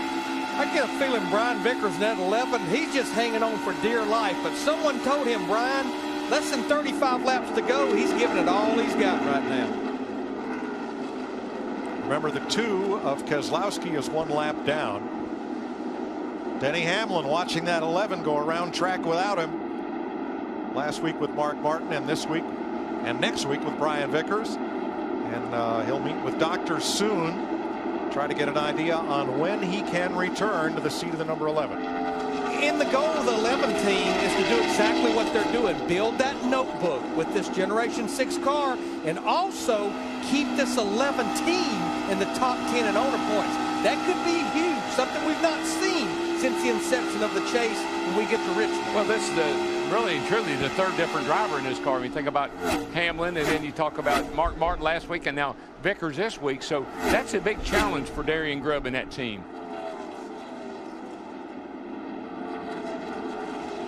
Casey Kane battling Kevin Harvick. That's 14th place at stake right there. Wasn't that many laps ago, Kevin Harvick was up inside the top 10. It's almost like they've not kept up with adjustments exactly like they needed to with Kevin's 29 car. Truex the leader by 0.8 of a second. He's finished second 5 times since his last victory. 209 races to go. And the man who's stalking him, Kyle Busch, in that green, white, and black number 18, in his 300th Sprint Cup start tonight. And look at the champions and a couple of Hall of Famers there who each won their 300th start, along with Casey Kane, great Ned Jarrett, and newly named Hall of Famer Rusty Wallace. Well, I think it's going to take everything that Kyle Busch has got if he's going to get up there and win this race, take it away from Martin Truex. Because Martin is just, I watched the lap times again. Martin is a couple of tenths quicker than Gordon and Busch. So right now, if nothing happens to that 56 car, I don't see anybody challenging him. They've done a nice job of keeping up with the racetrack and keeping up with the adjustments because they've been up there all night long. Last time I saw him run this good was at Kansas. Jeff Gordon slows on the front straightaway with 28 laps to go. 24 laps to go in Texas. That is car 24. Jeff Gordon in the garage area after running third. What happened, Krista? Well, he came on the radio, thought it was a flat left front tire. He said he knew that was where the problem was. When they came in, the tire looked fine. It was the left front hub. The hub was completely burned up. Gordon out of the race as he turned to the garage. Teammate Dale Earnhardt Jr. came down pit road for another stop.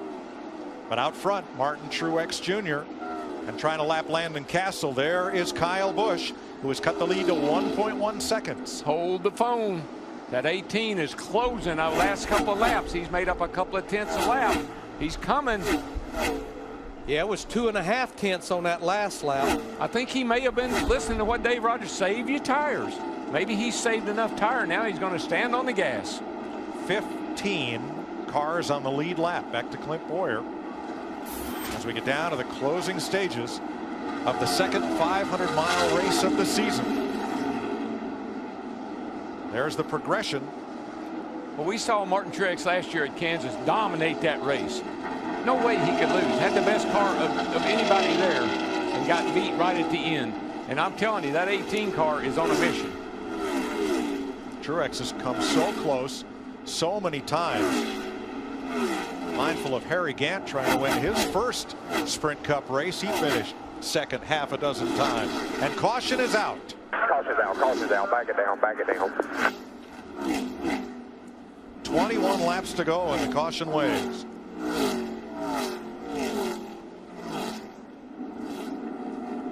Debris in the fourth corner has put the yellow out for the 7th time.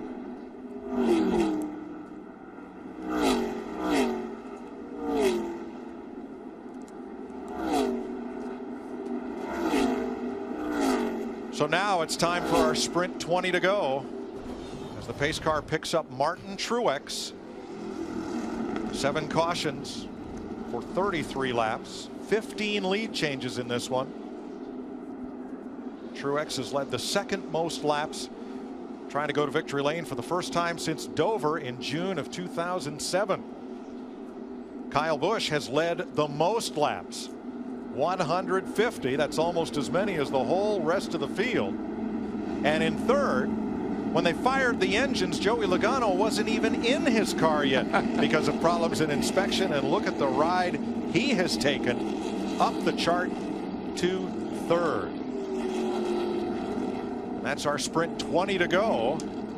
Now we'll see how this caution impacts things. If you think you've seen everything, wait till you see this. 20 to go. Well, what we're going to see a busy pit road, Chris. I don't see them doing anything but 4 tires.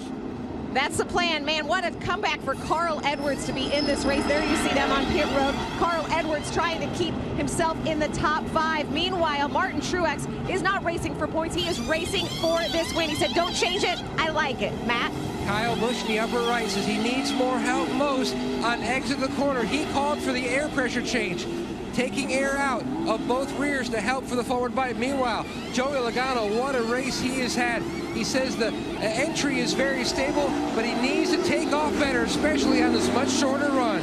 And Busch wins the race off pit road with Truex second, Carl Edwards moving up, and Greg Biffle. Guess what the deciding factor in this race may very well be? The #1 pit box. Which goes all the way back before this 500-miler started, qualifying last night. Same as it was last week at Martinsville.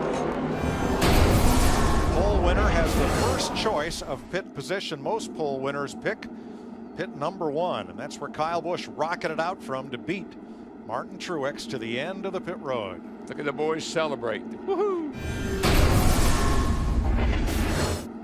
Now, as the caution came out, we were riding with Mark Martin. They said there was debris up in turn number 4.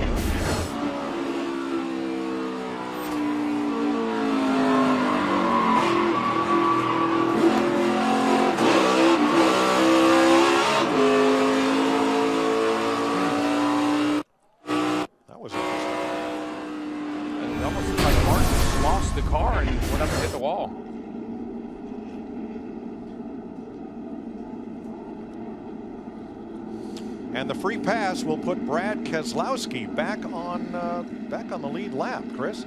Yeah, and amazing. I know Darrell pointed out, Michael, at the start of the race, you said to me, hey, that #1 pit box qualifying for Kyle Busch, it may figure in the end of this race on the race off pit road, a major advantage in the battle for the top 2 spots with Toyotas. Yeah, and you know, Kyle Busch has been solid, but as they run 10-12 laps, Truex has been faster than Kyle, so this sets up to be a really interesting finish. One guy that can sprint and keep up with Martin for a while, but then Truex seems to put him in his dust as they run on. So there's only a handful of laps to go. Could be interesting. And Carl Edwards, who's won more Texas races than any other driver who's active here with 3, where does he figure in this, or is it a 2-driver race, 2-horse race at the end here? Well, I also like Greg Biffle. Darrell talked at the start of the show about he's a wheel man, and you need your will right now. You need that drive from inside to go get the job done. You give me a sprint and Greg Biffle in a car, I like my chances pretty good. He's going to start on that outside of the second row right behind Truex. So I'd look for one of those 3 to get it done.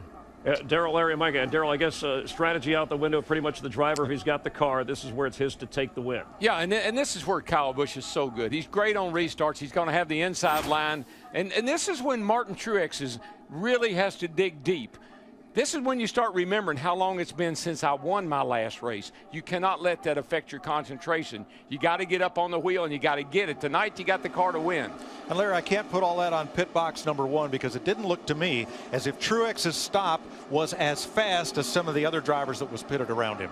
It absolutely looked like Kyle Busch's crew nailed that pit stop, but I couldn't agree with Michael more. We've been talking about long runs all night long. This is not a long run. No. I do like that 16 car. We know that hungry hound, what he can do. He'll get both hands and feet up on that steering wheel. Well, let's listen to some Kyle Busch team audio after that pit stop. Go, go, go. Yeah, boys. That's the way you do it. How about 11-7 on the watch for my boys? Way to step up when the money's on the line, boys. Good job. 11-7. Wow. 4 tires. And there it is. It's a second on the stop. And about a second right there as well. Well, when you saw him leave, when we were looking at him going out of the pits, he was out of the pits before anybody got close.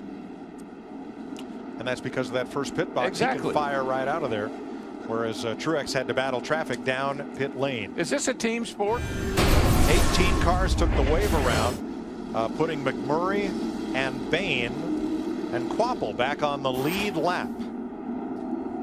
So 19 lead lap cars. Tony Stewart's the first car 1 lap down.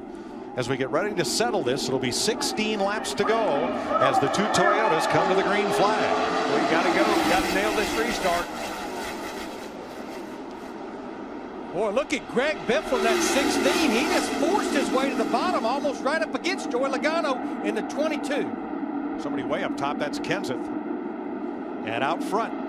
It's mighty crowded off of 2 over there, but looks like they're going to make it down the back. Can they make it into 3? Woohoo! 3 wide. Might even be a little bit too wide. Narrows up considerably. Menard under fire from the 39. That's Newman to the bottom. Trying to take that spot away after Vickers muscled his way through. Well, when you look up here what's going on in the front, the 99 car. Larry, the 99 car, for heaven's sake. How about Brad Keselowski in that 2 car? He just got the free pass and he just drove up by a bunch of them. He's up to 11. Martin Truex is going to have his hands full. Not only is Kyle Busch driving away from him, but he's going to have his hands full with that 99 car.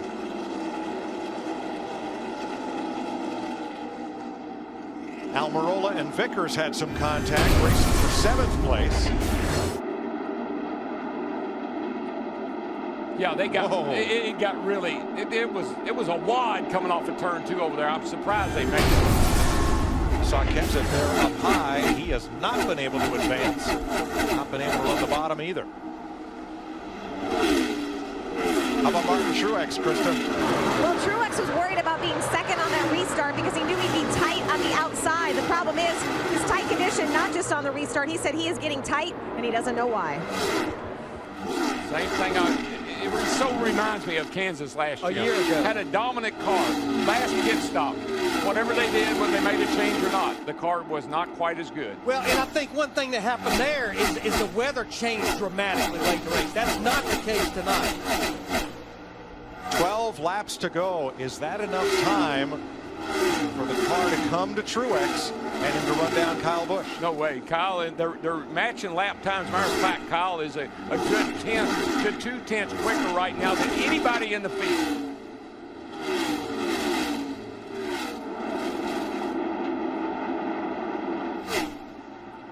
I know we talked about, Michael said, give me Greg Biffle and 20 laps to go, and he might be my man. But I know on restarts, you give me Kyle Busch, you put him on the inside on the restart, I would say adios to everybody else. There's Greg Biffle in the 16 trying to battle his teammate Carl Edwards. This would be a battle for third.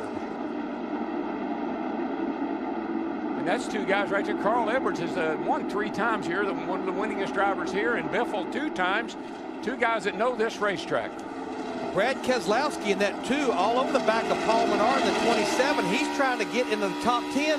I think a top 10 finish for that team tonight would almost be like a win considering everything they've been through today. Well, yeah, look at his teammate, Joey Logano, running 5th. And here's Brad trying to get in the top 10. That's a great recovery for those guys. Biffle's going to make the move to the inside of Edwards.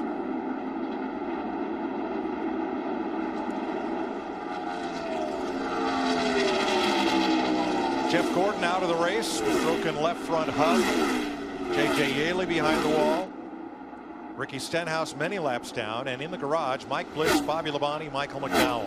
Now, one thing I'm seeing, Truex has been a bottom feeder all night long.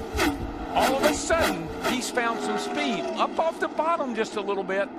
He's not riding the rim but he is up off the bottom a little bit. And I think it's paying dividends. He's gaining hundredths, though, Darrell, where he needs to be gaining tenths or more. See, he was all the way on the bottom all night long, but now he's moving up just a little bit, the middle of the racetrack, and he is picking up speed.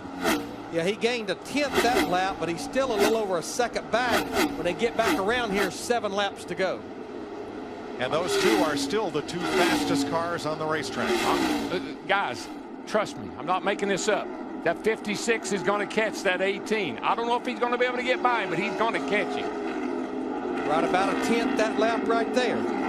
Both drivers. Now Kyle has moved up a tad in the middle of the corner because I think they must have told him that's what Martin did in the 56. And there's the interval. Trending down, and here comes Keselowski. Trying to take Paul Menard out of the top 10. And that will leave Ryan Newman in 9th as the only Chevy in the top 10, along with Jimmy Johnson in 6th, excuse me. Out front, 2 Toyotas leading 3 Fords. Okay. Can't get to him. 10-4, man, just give us all you got. That's all you can do. Here's what I saw now. When 56 moved up, 18 moved up. And they started trading lap times again. So the spotter told Kyle, 56 moved up, picked up speed. Kyle responded by doing the same thing. And the gap steady at 1.3 seconds.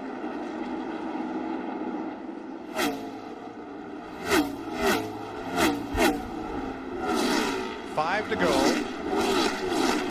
Edwards, Biffle, Logano, Johnson.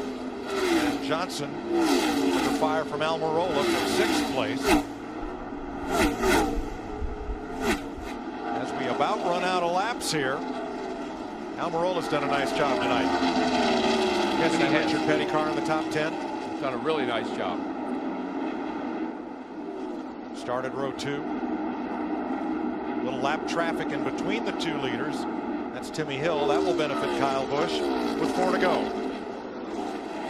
And Brad Keselowski in that 2 car, I know there's not a lot of laps to go, but he keeps picking them up and laying them down. He's going to drive by Ryan Newman in the 39, moves up to 9th spot now.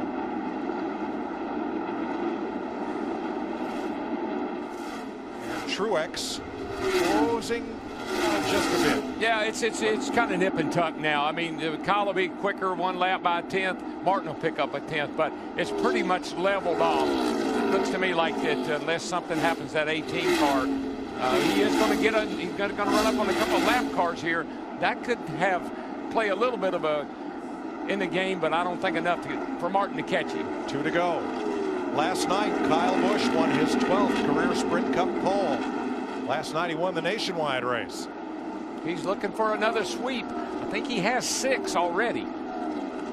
And if he can close the deal here, the number of Sprint Cup Series tracks that he does not have a Sprint Cup Series win at, that number's getting smaller and smaller at 27 years old.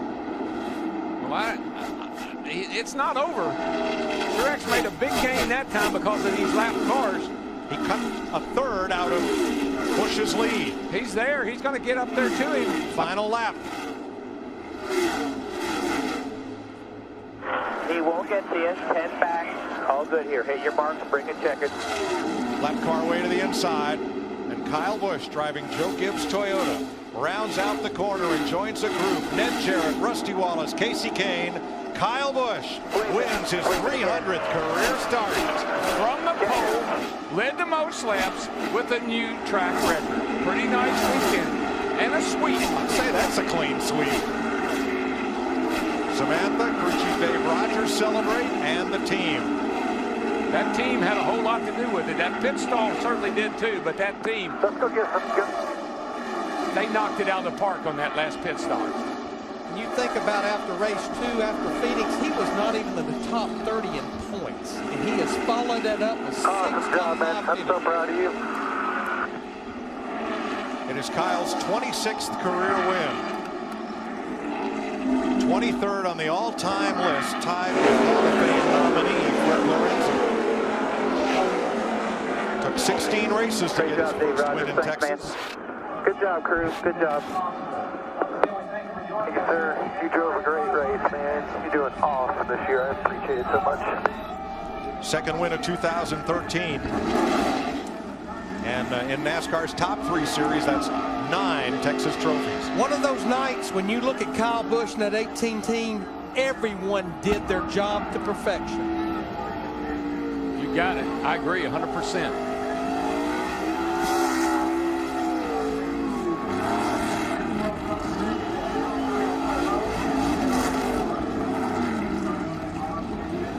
Big celebration for Kyle Busch. 26th career win, and for Joe Gibbs Racing, it's their 103rd Sprint Cup win, their 3rd this year, and his 4th at Texas. Do you think the coach likes, the former Washington Redskin coach likes to win a race maybe near Dallas? I would say so. I'd say so. And Interstate batteries on the car, what a great night. The original sponsor of Joe Gibbs Racing. Norm Miller is smiling big somewhere. Now we're going to play capture the flag and salute the crowd. And ladies and gentlemen, the bow. The bow. Thank you very much. It's been fun. Thank you for playing.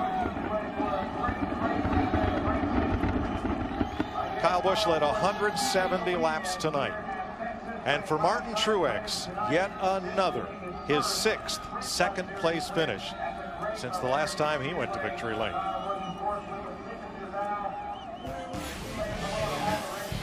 We'll be back with more from Texas Motor Speedway, where Kyle Busch heads for victory lane.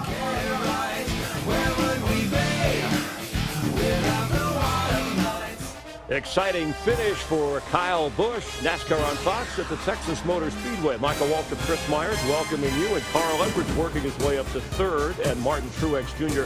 Michael Waltrip racing for the 2nd straight race, winds up 2nd, but heartbreak for Truex, who's standing by with Chris Devoto. Heartbreak indeed. I don't know if 2nd place has ever felt so bad as when you have a car that good. If that caution hadn't come out, wouldn't have had to do that restart, would it have been a different story? Yeah, I shoulda, coulda, woulda, It happened a few times to us last year, too. So I'm just disappointed, The race was over when we got beat out of the pits. The bottom was so fast for a couple laps. And I was really worried, honestly, that I was going to lose 2nd because Carl was on the inside of me. And so I just was somehow able to run 1 and 2 wide open to get him cleared. And just that guy that gets clean air is hard to get, it's hard to catch for 10 laps. And I just was a little bit tight behind Kyle. I started catching him as we were running, just out of time. And race was over in the pits, so sucks. Proud of my team, proud of the Napa guys, Chad and everyone. We've had a tough season. We had a great car all weekend long. We definitely had a car worth, capable of winning, and just, man, I'm tired of finishing second. This is getting old. A great car, but yeah, this one's going to sting for Martin Truex. You can see it on his face and hear it in his voice. Meanwhile, for Kyle Busch, one race, won all of last year, already 2, and Steve Burns is down there in victory lane for the celebration.